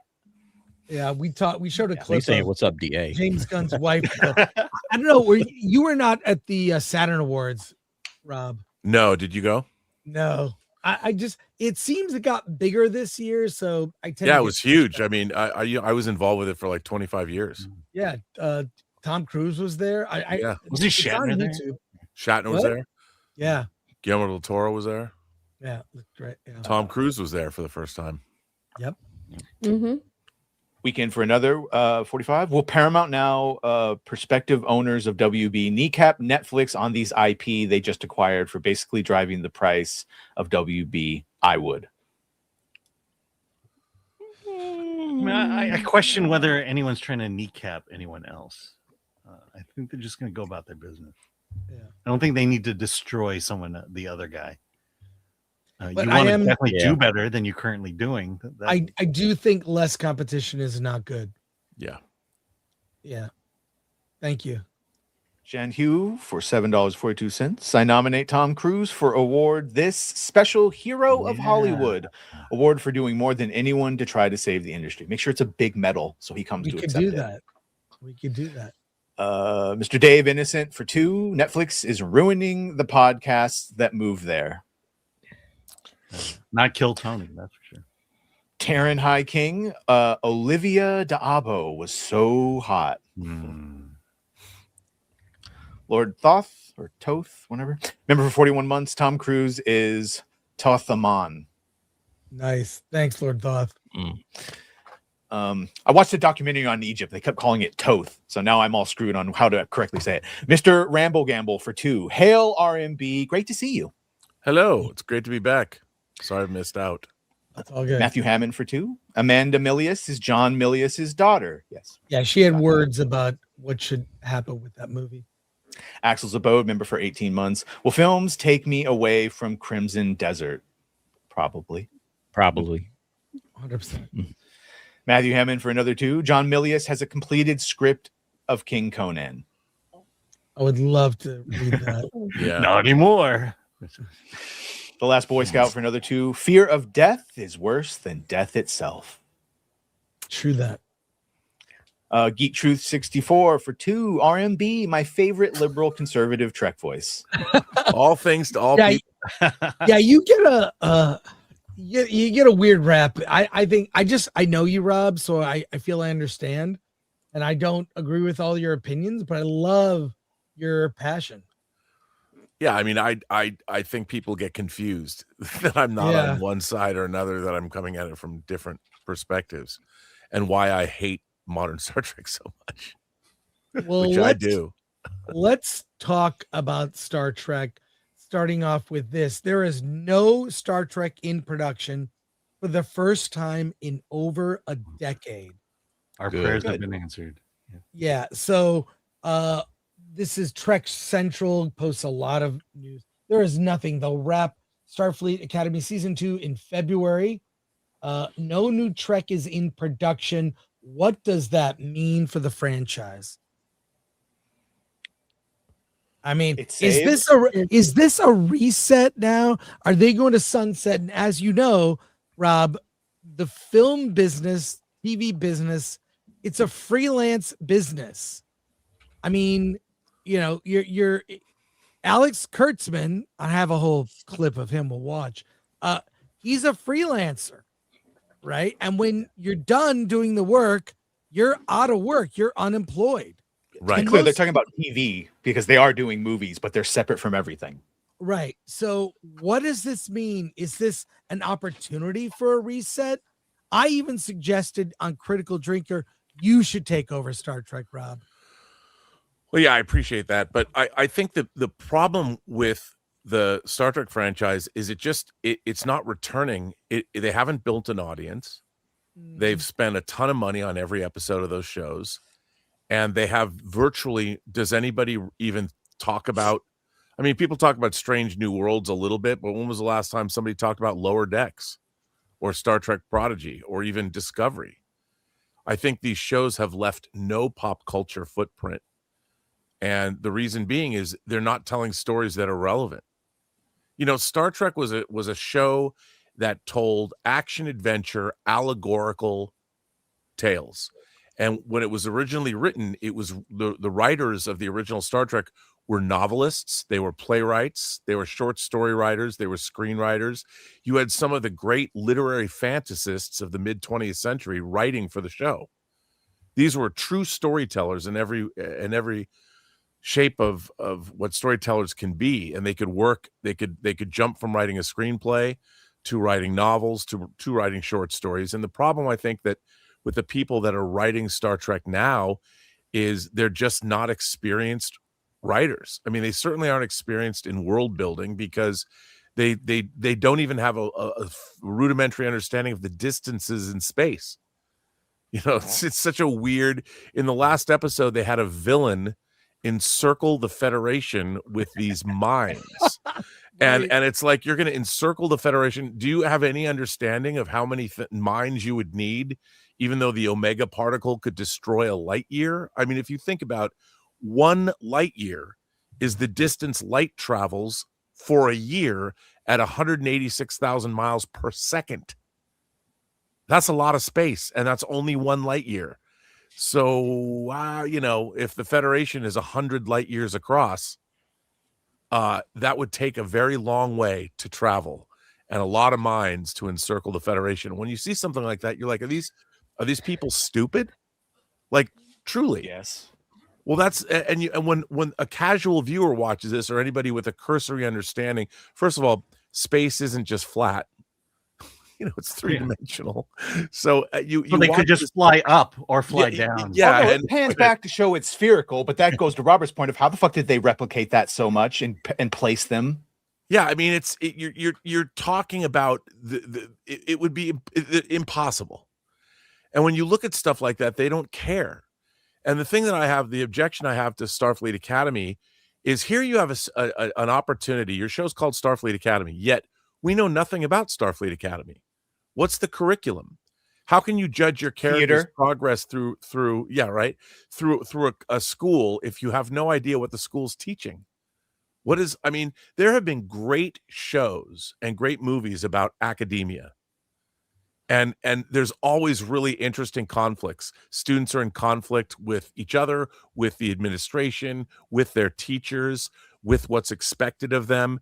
And whether you're watching something like Officer and a Gentleman, I mean, military shows where they have to go through the military academies. If you're watching like The Lords of Discipline, which is a movie, and if you're watching Officer and a Gentleman, there's great stories to be told in academic situations, but they don't want to do that. Like, why is Starfleet Academy involved with the big bad that's mining Federation space? Wouldn't that be Starfleet Command's problem? Why is the head of Starfleet Command always coming back to Starfleet Academy? It's such a weird, bizarre idea that, we've always wanted to see Starfleet Academy. There's a whole series of books written in the 90s about Starfleet Academy. We saw episodes from the first season of Next Generation to the 5th season's First Duty. I mean, show us that, or go back to some of the great, Dead Poets Society, great movie about school and what a great teacher can do to the lives of students. Or the paper chase or something. Go look up the paper chase, the Socratic method. I tweeted it last night, where this very fearsome professor gets up and says, here's how we do things in school. We use the Socratic method. I ask you questions and you answer so your brains don't turn to mush. I'm going to teach you critical thinking. But there's none of that in Starfleet Academy. What's it supposed to be? I don't even know. So you're saying the facts of life has more depth? Well, at least it has more understanding of, this speech is amazing, or not. Amazingly horrible. Well, no, but he says in this speech, he goes, Star Trek has always had a message. And I would say that the message of Star Trek, the optimistic message, is built into the show. It doesn't have to keep telling you what this message is. It shows you a future where humanity has prevailed, where already we understand that we're all humans from Earth and we've moved out into a spacefaring federation where people are getting married to aliens. You have intermarriages between aliens. So to get back and talk about our individual differences on Earth, whether we're gonna make them sexual, racial, whatever, is such a regression in what Star Trek showed us a future where all of that had already happened. We were already a tapestry where everybody was considered equal according, and each would excel according to their gifts. But this show, modern Star Trek, is all about these differences that we have that would have been surmounted 1,000 years from now. And he says, Alex Kurtzman says in this speech, Star Trek has always been about the message. Well, what message? What message are you giving us other than it's an optimistic vision of the future for mankind? Let's take a look at this speech from the Saturn Awards. It's Alex Kurtzman getting an award for his work on Star Trek. Gene Roddenberry had this lightning bolt of an idea, and I think he understood something fundamental about the nature of science fiction and genre storytelling, which is that science fiction is not really about the future, it's about now. It is the prism through which the looking glass, the magnifying glass through which we examine ourselves, the state of humanity, who we are, what we're capable of, and where we're going. And it was such a powerful idea that it has lasted for 60 years because each iteration of Star Trek has been interpreted and reinterpreted by people who are so inspired by the message of Star Trek. On set every day, for the last several years, I've had this ritual, which is I take 1 minute to look around at what's going on and the incredible army of people and artists doing this job. And you will not meet one person on any of our sets who doesn't love Star Trek in their core. Nerds. Doubt. What do we think about that? And I gotta show you something here. One thing about Star Trek, it's always for the most part had good spelling. But there was a spelling error in the recent episode here. They misspelled imminent. They spelled it imminent. I don't know if you can see that. I'll zoom in a little bit more. Imminent is misspelled. Oh, it is. This turned up on what a disaster this show is, man. Yeah, it really has become painful to watch. He might be right, but it's how we reflect it. Like, he might be right that it shows the modern world, but then it's what Robert is. It was always the hopefulness for the future. We had always had our shit sorted out. If you want someone that doesn't understand pronouns, you don't make the gay man on Discovery get lectured to about pronouns by the trans trill. You make another fucking alien civilization not understand it, and then you have them learn a lesson in the context of the episode. But you don't make the episode so someone can be lectured to about fucking pronouns. It cancels itself out. Yep. Yeah. Because that would have been settled. Nobody would care. You know, it would be such a non-issue when you have human beings having sex with aliens from other planets. Doesn't matter whether it's Arcturian, baby. Yeah. Yeah. Because they come across plenty of species that have more than one gender, or 1.5, like a genitor episode, or the ones where they're all represented like baseline, and then Riker, of course, brings out the feminine. But it was other species, because we'd had our stuff sorted out for a long time, and they just regressed it. I'm still trying to figure out what science is the burn based on. Yes. Autism is the key to everything science, basically. The dumbest thing ever. Robert, you basically said meritocracy when you said everyone will shine according to their talents. They don't like that. No, they will. I mean, that's what they even said in Star Trek 2. You know, you have a boatload of children, each will perform according to their gifts. I mean, that's the whole idea and why is meritocracy? The thing is, Star Trek used to be about the top 1%. They're the only people that could be trusted enough to be out on the final frontier. That was the whole point. And there's a great episode of the first season of Next Generation called Coming of Age, where Wesley is being tested to see as to whether or not he can get into Starfleet Academy, and he actually fails. He doesn't get in. And that was I mean, I would say great episode as far as season 1 is concerned. But I think that this show is all about how everybody's special. Right. And I think that's a terrible, terrible thing to say, because what you're doing is you're taking the onus off people to be excellent, to be the best they can be. If everyone is special, then no one is special. Well, you can't. I mean, on the final frontier, if you make a mistake, a shipload of people die. And we have this weird, there's this weird aversion to being great at your job, or to being great at that. We seem to excellence, the idea of excellence. Yeah, which is insane. They want to get rid of gifted children programs in New York City. Why would you want to do that? Why wouldn't you want to encourage the best of us to be even better? This is the participation. This is the participation trophy generation, where everybody gets a hug, everybody gets a trophy, everybody's special. You know, that's the problem. Is these are the people that are writing Star Trek, apparently. You know, they want everyone to feel warm and fuzzy and good about themselves and not strive to be better. It's like, okay, maybe you have a little talent. You need to hone it. You need to work on it. You need to master it. And then you need to rise through the ranks. But no.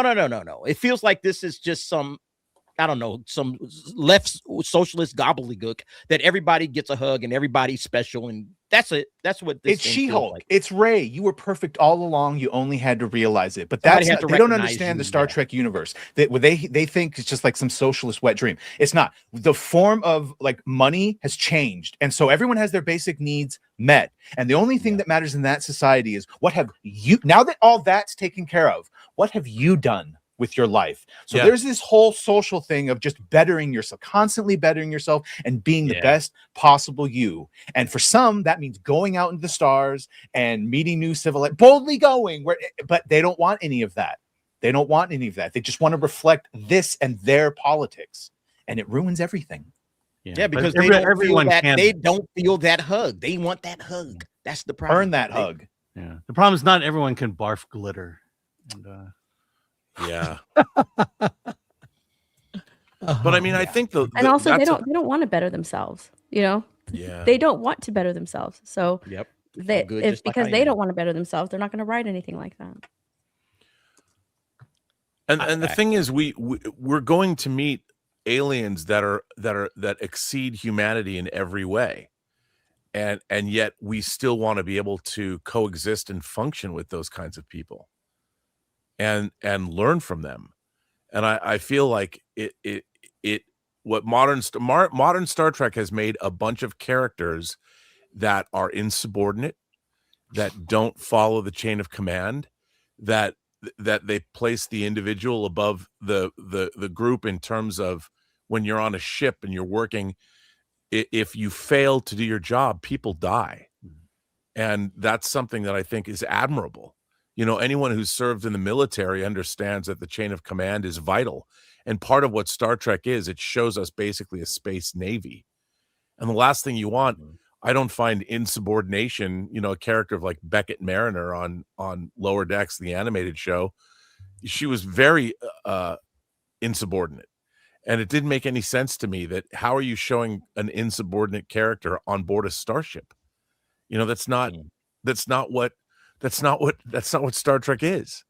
You know, Star Trek is great because you have a crew of 400 people on the Enterprise that all are the best of the best. Whether you're in xenobiology or engineering or whatever, you were the best of the best. That's why you're on that ship.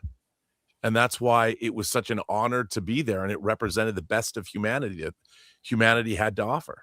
Even how they deal with their differences. I hate the constant modern dialogue and swearing and petulant. Like, I think the best example ever is this is also used as how two men, or just really two people, but how two bros should talk to each other. It's the one where Data is put in charge and Worf sasses off to him and he pulls him aside and just boop, boop, boop, boop, boop.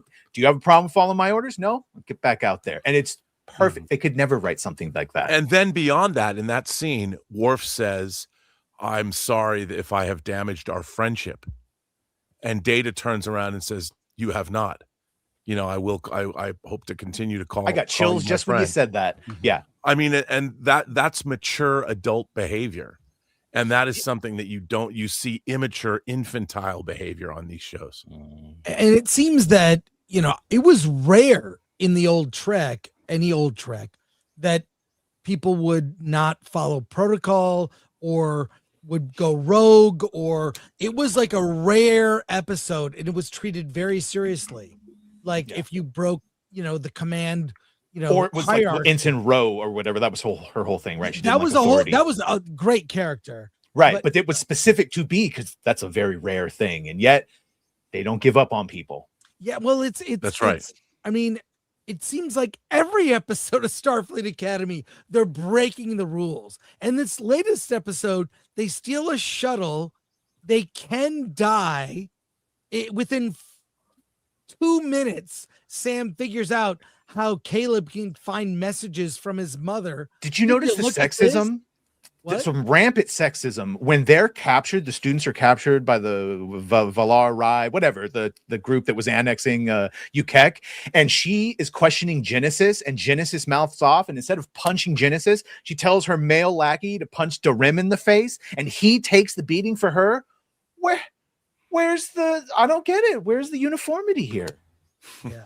You're suggesting that men are stronger than women, and that's why he took the beating instead? That's I don't like that message. Well, I believe a lot of why modern TV is not very good is because all the episodes are done before the audience sees it.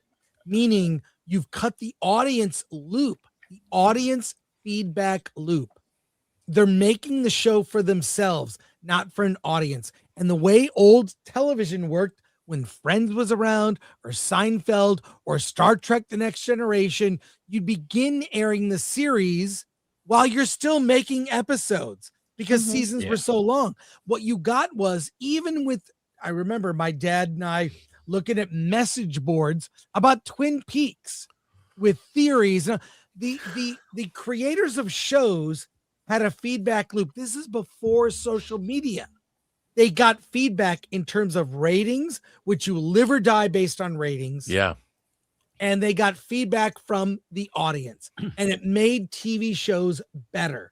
Yeah. It made Star Trek better. Yes, that first season, there was a big thread on social media about, well, the first season of Next Gen. I remember really liking the characters, Data and Riker's first interaction in Encounter at Farpoint. Yep. When he makes a reference to Pinocchio, about Data, and they form this friendship. The crew's meeting for the first time. McCoy, an older McCoy, is sending them off a new Enterprise. It was exciting. It was not perfect. It was rough. I didn't like the uniforms in season 1. They fixed the uniforms. onesies. You didn't like the scant? They looked like they were wearing pajamas. Anyways, but fortunately, Alex Kurtzman has all his input before he goes into season 2. But this is what, that's my point. My point is, modern creators are cutting out the audience. They are dictating these stories, not getting feedback. And minor characters in Trek would be, well, this was a minor character, like what's that guy's name? Barkley or Reginald Barkley. Yeah, like he was a small character. Well, then he comes back. You bring characters that character was popular. The savior of Voyager. Yes, like certain things, like the feedback loop of the audience doesn't exist in modern entertainment now, modern TV, which is streaming, and it's killing these shows. It's killing what they could be. And to make 2 seasons of a show, not let the audience have their voice, and then to vilify the voices. So someone like Robert Meyer Burnett, who did the amazing the Blu-rays, what you've done for Trek, I don't think people appreciate or understand. Well, you can't really, the only way to see what we did was if you bought the Blu-rays, unfortunately. Right. I mean, what's interesting, I always get pushback, but I spent 3 years of my life interviewing virtually everybody that was involved that I could still talk to who created Next Generation. Why did you the entire, we have a writing staff roundtable, and we did so much work, and I did so many interviews with people, and it was really interesting to hear, but it was a very different time as well. And they were making 26 episodes a season. Mm-hmm. Yeah. And for Next Generation, the interesting thing about it is, like you pointed out, the pushback was from fans that didn't want something new. They weren't pushing back on it necessarily because the show was terrible. And in many cases, the first season was, but there was still the big goodbye, the big first holodeck episode in Next Generation won a Peabody Award for excellence in broadcasting. The one with Lawrence Tierney as Cyrus Redblock. They were complaining because it wasn't Kirk. Picard's dressed up as Dixon Hill. That's a great episode of Star Trek. I made a movie with Lawrence Tierney called Red. That's going to be out on Blu-ray. I've got the old DVD here. It's coming out, but Lawrence Tierney, I have Lawrence Tierney stories. Anyways, but that I remember it was Next Gen was very different from the original series. In many ways, Picard was not a man of action. That was Riker's role. He was the older, figure that was more a politician, diplomat, and that was probably how it would really be. I remember reading interviews with Gene Roddenberry saying, you're not taking the captain and putting him in harm's way. Someone else goes in his stead. And that was Riker's role. It was, in many ways, Next Gen was more thoughtful than the original series. And to talk about, they had a counselor on the bridge because they figured if people had mental health issues or they needed to have somebody to talk to, that was very much an 80s thing, but it also made sense. Yes. And, that was something that Next Generation added that was definitely a sign of the times, but it made sense to the reality of the show. She's a Betazoid. It's hot. It all helped. Yeah. Well, look, I just wonder if current day Hollywood can make modern Trek and make it in a way that actually gets ratings, moves the needle, and is culturally significant. Is there anything from this current era of Trek that's redeemable or salvageable that you could keep? You know, because you guys just I stepped away for a second, and you said there was no new Trek in production, and maybe they're rebooting. Is there anything you can salvage or keep from the current era of Trek, or is it all pretty much just get rid of it? It's the Orville. The Orville is great. The Orville is great. Derek, because the honest answer is if we say well, Picard season 3 was good, and maybe if they did Star Trek Legacy from Terry Matalas, it's still based on a bunch of shit by people that we don't like. So okay, so the answer Matalas is no. come back and write a new, unless you get Terry Matalas, or anyone who just likes the shit. I don't believe Kurtzman when he says they all love Star Trek. I find that impossible to believe. That completely incongruent with what they're doing. The fact that Roger Avery offered his services for scale and wouldn't take him on. I don't know if you saw this, Rob. We had Roger Avery on. Oh, I saw it. Oh, good. Okay. Yeah, that story is crazy. Hey, let's end on a white pill.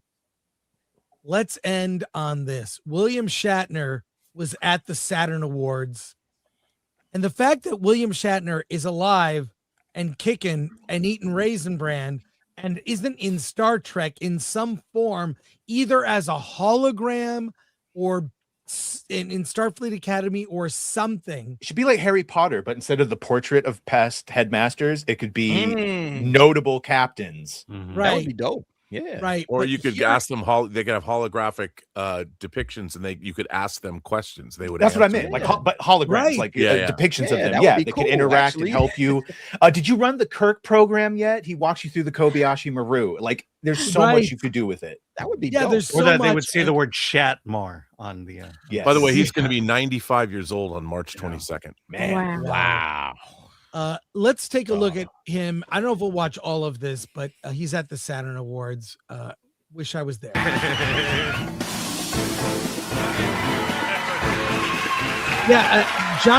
Jonathan Frakes presents the award. And Brett Spiner. Yeah. And this is great. Here we go. Tonight, we present the Saturn Hall of Fame Award to a franchise that has been very good to us. Didn't just introduce a starship and a crew, it introduced a philosophy, a dare. What if the future is something we build together, ellipse, on purpose? And it did it with adventure, humor, and big ideas. Big ideas. With a bridge crew that didn't always agree, but always chose to move forward together. Different worlds, different minds, one mission. It also gave the real world a few dream tools along the ways. Communicators, tablets, tricorders, a visual vocabulary for tomorrow. And when NASA rolled out its first shuttle, it bore the name Enterprise. Yeah. Because Star Trek had already made exploration feel personal. Now, Captain James T. Kirk wasn't officially the captain of our generation. Of course not. Our captain was Jean-Luc Picard. Patrick Stewart's wonderfully stubborn, brilliant, moral compass in space. It's cheap. By the way, I always liked that Picard didn't like kids. I thought that was before I actually had kids, and his character didn't like kids. He was just annoyed by them. There were children on the starship, but anyways, I'm just pausing this so we don't get hit with copyright. So we'll keep going. But if you have comments, wave. I will pause. But the truth is, none of us gets to bring our own style to the chair unless the captain shows the world what the chair even is. He set the standard. He then gave everyone who followed permission to be their own kind of captain. So as we celebrate 60 years of Star Trek, and we begin where it all began, with the original series, the first crew, and the captain, who turned a television show into a cultural phenomenon. Please welcome William Shatner. Yeah! Captain, you have the bridge.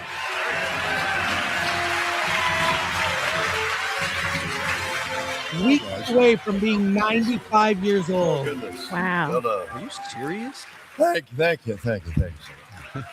And he's just walking out So, there like he's, Rob, Bruh, that is awesome, man. Yeah. He's walking Rob- out there like he's a spring chicken. Hey guys, Well, how's it going? I okay. love that, man. That's Rob, awesome. you need to do a William Shatner 95-year-old birthday stream on your channel and have people join and do their tributes to the captain. Oh, I will. That's a great idea. I mean, Throwing that out there. You know, the highlight of my life was directing him in a movie that I co-wrote that you're in, Chris. Yes. Well, you have to do a celebration of Shatner on your channel. I'll be there if you have invited. Yeah, please it's a do. great idea. That's perfect. Oh, look at that. In the flesh. Wow. Thank you, everybody. Please sit down. It's going to be a long night. He's still a horn dog. 50 years ago. 60, actually. I don't know what this 50-year thing is. It's 60 years ago. Somebody came to me and said, there's an award show, Saturn Awards. Dr. What was his name? The guy, what? Reed. Dr. Reed, who died shortly thereafter, has invented an award called the Saturn Award. And would you come down and you take a Saturn Award? So I said, By the way, who he's referring to is a person named Dr. Donald Reed, who started the society, the Saturn Awards. They put this on, which is sci-fi fiction, science fiction, fantasy, horror. It's all things genre. He would host screenings of movies.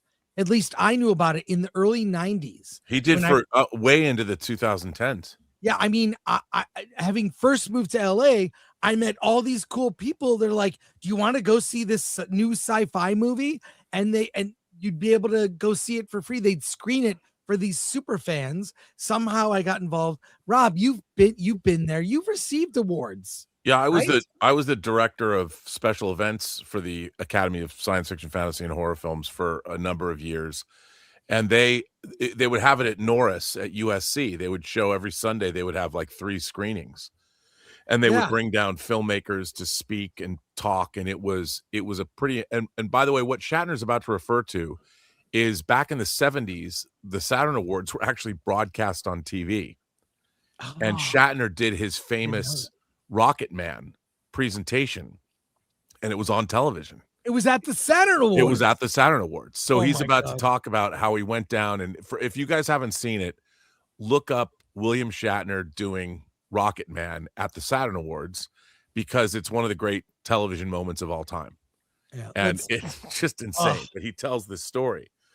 So he's bringing it full circle. I mean, he doesn't do a very good job of setting up and explaining, but well, that's why I wanted to explain what the Saturn Awards is. It's been yeah, and going so for what they would do is 53 years. they would present awards to genre cinema. So this award show has been airing, and it wasn't on the air for very long, but they've been doing it every year since the 70s, and it's all genre. Now they've added thriller and action adventure and stuff like that to it. Yeah, Now, in the live stream they took it down. There's only clips. And I won a Saturn for a movie I directed back in 1999 that Shatner stars in. So that was Enterprise. And then we won 2 Saturn Awards for our Star Trek stuff. Which I have the DVD, Rob. There's the stand. If you ever do a Blu-ray, I know a good company who could release it. I'm trying. Anchor Bay is well, they released Anchor Bay released Free Enterprise originally on DVD. They're back. Anchor Bay is back. They're putting out some films of mine. So yeah, we can have an offline conversation. All right, here we go. Oh, yeah. Always use another award. And so I went down to a smoky, crowded, decadent room in that hotel that's downtown Los Angeles on whatchamacallit Street. And so I went in. Nice 94. And they said, "Oh, Shatner, you're going to give you a Saturn Award. First Saturn Award." And I said, "Thank you very much." And they said, "Oh, yeah, and there's one more thing." "What's that?" "We want you to sing Rocket Man." I said, this may come as news to you, but I don't sing. And they said, we know that. But they said, look, it's not being filmed. Nobody's here. Just for our amusement. Sing Rocket Man. So I thought, well, I'll sing Rocket Man. The lyrics are there. I did my tie, got a cigarette, got a hat. And I did Frank Sinatra, Going My Way, Rocket Man. Yeah. I thought that was funny, and they didn't laugh. And so I wended my way out of there that night. And the next morning, there I was on camera, on television, singing Rocket Man, which they said would never happen. And so that's pursued me for 60 years.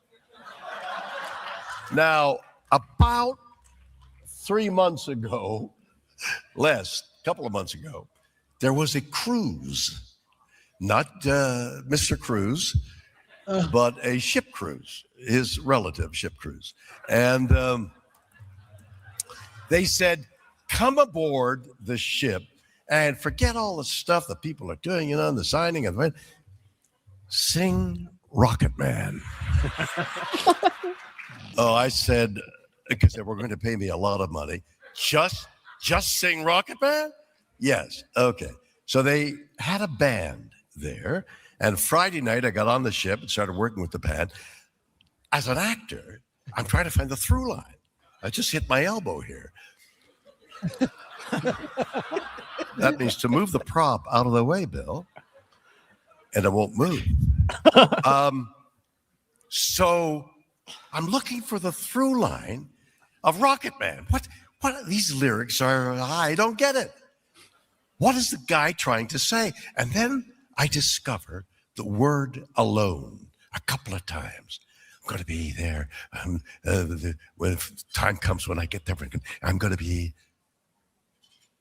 alone. Whoa, I got it. So the whole band, now we get to it's Rocket Man alone. And I'm nervous about it. And I think I'm going to be, I think I'm going to, and I work it out. We rehearse it 20 times. The band is with it. Saturday night on stage, I do Rocket Man, the Rocket Man who's afraid of being alone. And I go to get off stage, and they all stand and applaud. Like, wow, okay, thank you very much. I go to get off, and they won't let me off. Back and forth. It was a big hit. I finally hit the secret of Rocket Man. That was just last month, by the way. That's my way of saying to you the progression of science fiction from those early days where what's his name? The actor playing Rogers is floating through space, and his chest is bigger than his head, and it was just very primitive. To all the extraordinary, sophisticated effects that we have now, the beauty, the electric beauty of science fiction with all this new invention. So along with getting Rocket Man in shape, we got the science fiction in shape, and I'm so proud to be a part of it. Thank you very much. Another standing applause, great. He is, look at this, standing ovation for William Shatner. 95 years old. 95. Man, is I can't believe it. Bruh. Oh my gosh. That was great. Wow. I'd love to see it. Well, I'm looking forward on the Robservations channel on what is it? March 22nd. March 22nd, a William Shatner tribute birthday stream on Rob's channel. I'm glad you created this stream for me. Yeah, because I don't want to do it, but I don't want to do it, but I want to watch it.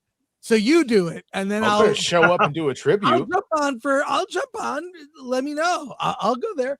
But yeah, Rob, I can't wait. An all-day stream. That's all day now. It's all day. 12 hours. You can do it.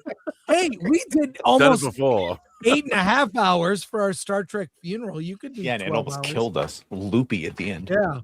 But there you go. Thanks. And Rob, let us know. We'll promote it. Yeah. So, okay, let's go to soups here as we wrap up. That was good. There's a lot of depressing stuff in entertainment, and I like to look for the silver linings. And Shatner's still alive. That was good. And maybe he'll get involved in Trek. I mean, it's a crime he wasn't in the 2009 Star Trek. They did write a part for him. Yeah. It's too bad. We didn't get Han, Luke, and Leia in a scene together. Why would we get Kirk back in any sort of right? Yeah, we're in that timeline, unfortunately. Star Wars Lego Rob for $199. Rob is not left. Rob is not right, and not always wrong. That's my favorite Dr. Seuss book, by the way. Yes. Yeah. There we go. And here, okay. Sorry about that. Let's keep going. Jason Nelson for $2. R.I.P. Jennifer Runyon. A couple of wavy lines. A classic. She was the girl, the blonde at the beginning of Ghostbusters. That Bill Murray's doing the psychic cards, and she passed. Yeah. Yeah. It's unfortunate. She was psychic. Yes. Matthew Hammond for $2. Hoping Stargate in 2027 is a return to great sci-fi. Thanks, Matthew. Chewy's Bandolier for $6.99. Hey all, Rob, you have given voice to everything I've been feeling about Star Trek since the birth of the Kelvin timeline. Thank you for your service. Well, as Spock says, I come to serve. Yes. Famet Jasovic for $20. Thanks to Robert for recommending Friday Night Lights. I missed it when it originally aired. I can't remember the last time I watched 5 episodes of a series in a single day. I use that as an example of what a Star Trek Academy show, what an example of a show set in academia. And also, who would have thought that East Texas football could give you such a meaningful TV series? But I use it as an example as what Starfleet Academy could be. Foolish American for $2. Why you know right Starfleet Academy? You racist. Naveen. Foolish. Alan wanted representation. There I know. It was. Thank you for that. Naveen, member for 14 months. Subtlety and nuance have gone out of modern media. And here's the video. Thank you, Rob, for finding this. That I don't know if we can play this copyright. No, you live. can't play it. So don't play it. Don't play it. Here's It's amazing. Just It's show amazing, show though. what he does. What he look there. Yeah. Yeah, look at that. Yeah, look at that. Look at that. That's great. Look at that bow tie. Love it. Love it. But if you have never seen this, it's truly something to behold. Sorry. Jay Molnar for 20. Rob might know how many the original series writers were World War II/Korean veterans. None of the current shows are. Imagine a show written by global war on terror vets. Now that would be real. Well, I don't know the answer to that, but James Doohan, who played Scotty, and he lost a finger or two in World War II. And you never really saw it on the show, but he was missing fingers because he was a combat vet. Wow. And Gene Roddenberry himself was a pilot during World War II. Yeah. And survived Korea. Survived a plane crash. Yeah, a couple of plane crashes. Yeah. I think that's what we learned, right? The writers were from Alfred Hitchcock Presents, Twilight Zone, Have Gun Will Travel. Did a lot of Westerns. Yep. That's kind of their backgrounds here. The point was all these OG writers had like an actual life to draw experience from. So when you say write what you know, they knew quite a lot, as opposed to now it's like, well, they burnt my coffee and my tweet didn't take off. Glitchoso for 5. Is it just me or does Christian Bale look like a sober version of Liam Gallagher from Oasis? I don't know what he looks like, but thank you. Thank you. The Last Boy Scout member for 2 months. I liked Generations. Me too. It was nostalgic. And thank you to our mods, MK Solid, Lord Thoth, ADLS24, and Ulalique. Also to Atomic, Lori, and Glanuccio, our producers. Let's go around the horn. Everyone, plug your channels as we wrap up. Let's see. Yo, what's up, everybody? Derek Anderson, the DA. Check us out tomorrow night on the Nightcap. We will be covering some of One Piece live action season 2, which is dropping tomorrow on Netflix. So we'll talk about it in the evening, and we'll see if they got it right. Thank you, guys. Appreciate it.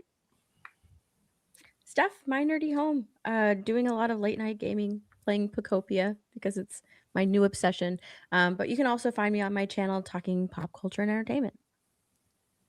Robert Burnett from The Burnett Work on YouTube. You can find me talking about Star Trek. Or you can hear my latest project, True Noir, The Assassination of Anton Cermak, a fully immersive audio drama with a star-studded cast, including people like Katie Sackhoff and Michael Rosenbaum. You can find that on any platform where you get your podcasts. And by the way, I bought it on Audible. Oh, well, thank you. Yeah. Did you listen to any of it? Not yet, but I had the whole thing. I downloaded it. I got it. Wednesday, Hollywood on the Rocks. 3 interviews, and you're going to learn everything you ever want to know about A24. Don't forget that 12-hour live stream on the 22nd for Kurt. It's going to be a great one. It's going to be a great one. I have a video right now breaking down that whole James Gunn and his propensity to use a certain type of villain. Go check that out. By the time that finishes, Badgercast will be starting, where a bunch of new trailers, Guy Ritchie, new Super Mario, all the things. Be great. By the way, speaking of 12-hour live stream, the Oscars are on Saturday. Oh yeah, that's right. I forgot to plug that. The almost this award season has been so long, almost nobody cares about the Oscars. Yeah. But we have you are all invited to participate. Come on for 5 minutes. Come on for 5 hours. I'll be on for 5 hours. This Sunday, March 15th, will start about an hour before the Oscars start. And Alan and I will be doing a live stream. Gary from Nerdrotic will be there for part of it. A lot of people, your favorites, it's an all-star of YouTubers. So come by, hang out. We'll make fun of the Oscars. We'll listen to celebrities lecture us. By the way, does Gary know that he's invited? He's made a point to I want to be there. So maybe he's listening to this and just discovering that he's going to be there, but that's the plan. Okay. That's the plan. So come by and hang out. And Rob, the Shatner birthday stream, I will be there Sunday the 22nd. Make it a long, do it for all day. I mean, I'll do it 11 to 11. Do it. There you go. I love that. And thank you, everyone. I always look forward to doing this. So, yeah. And Alan, you have something to say? Yeah. Let's get out of here.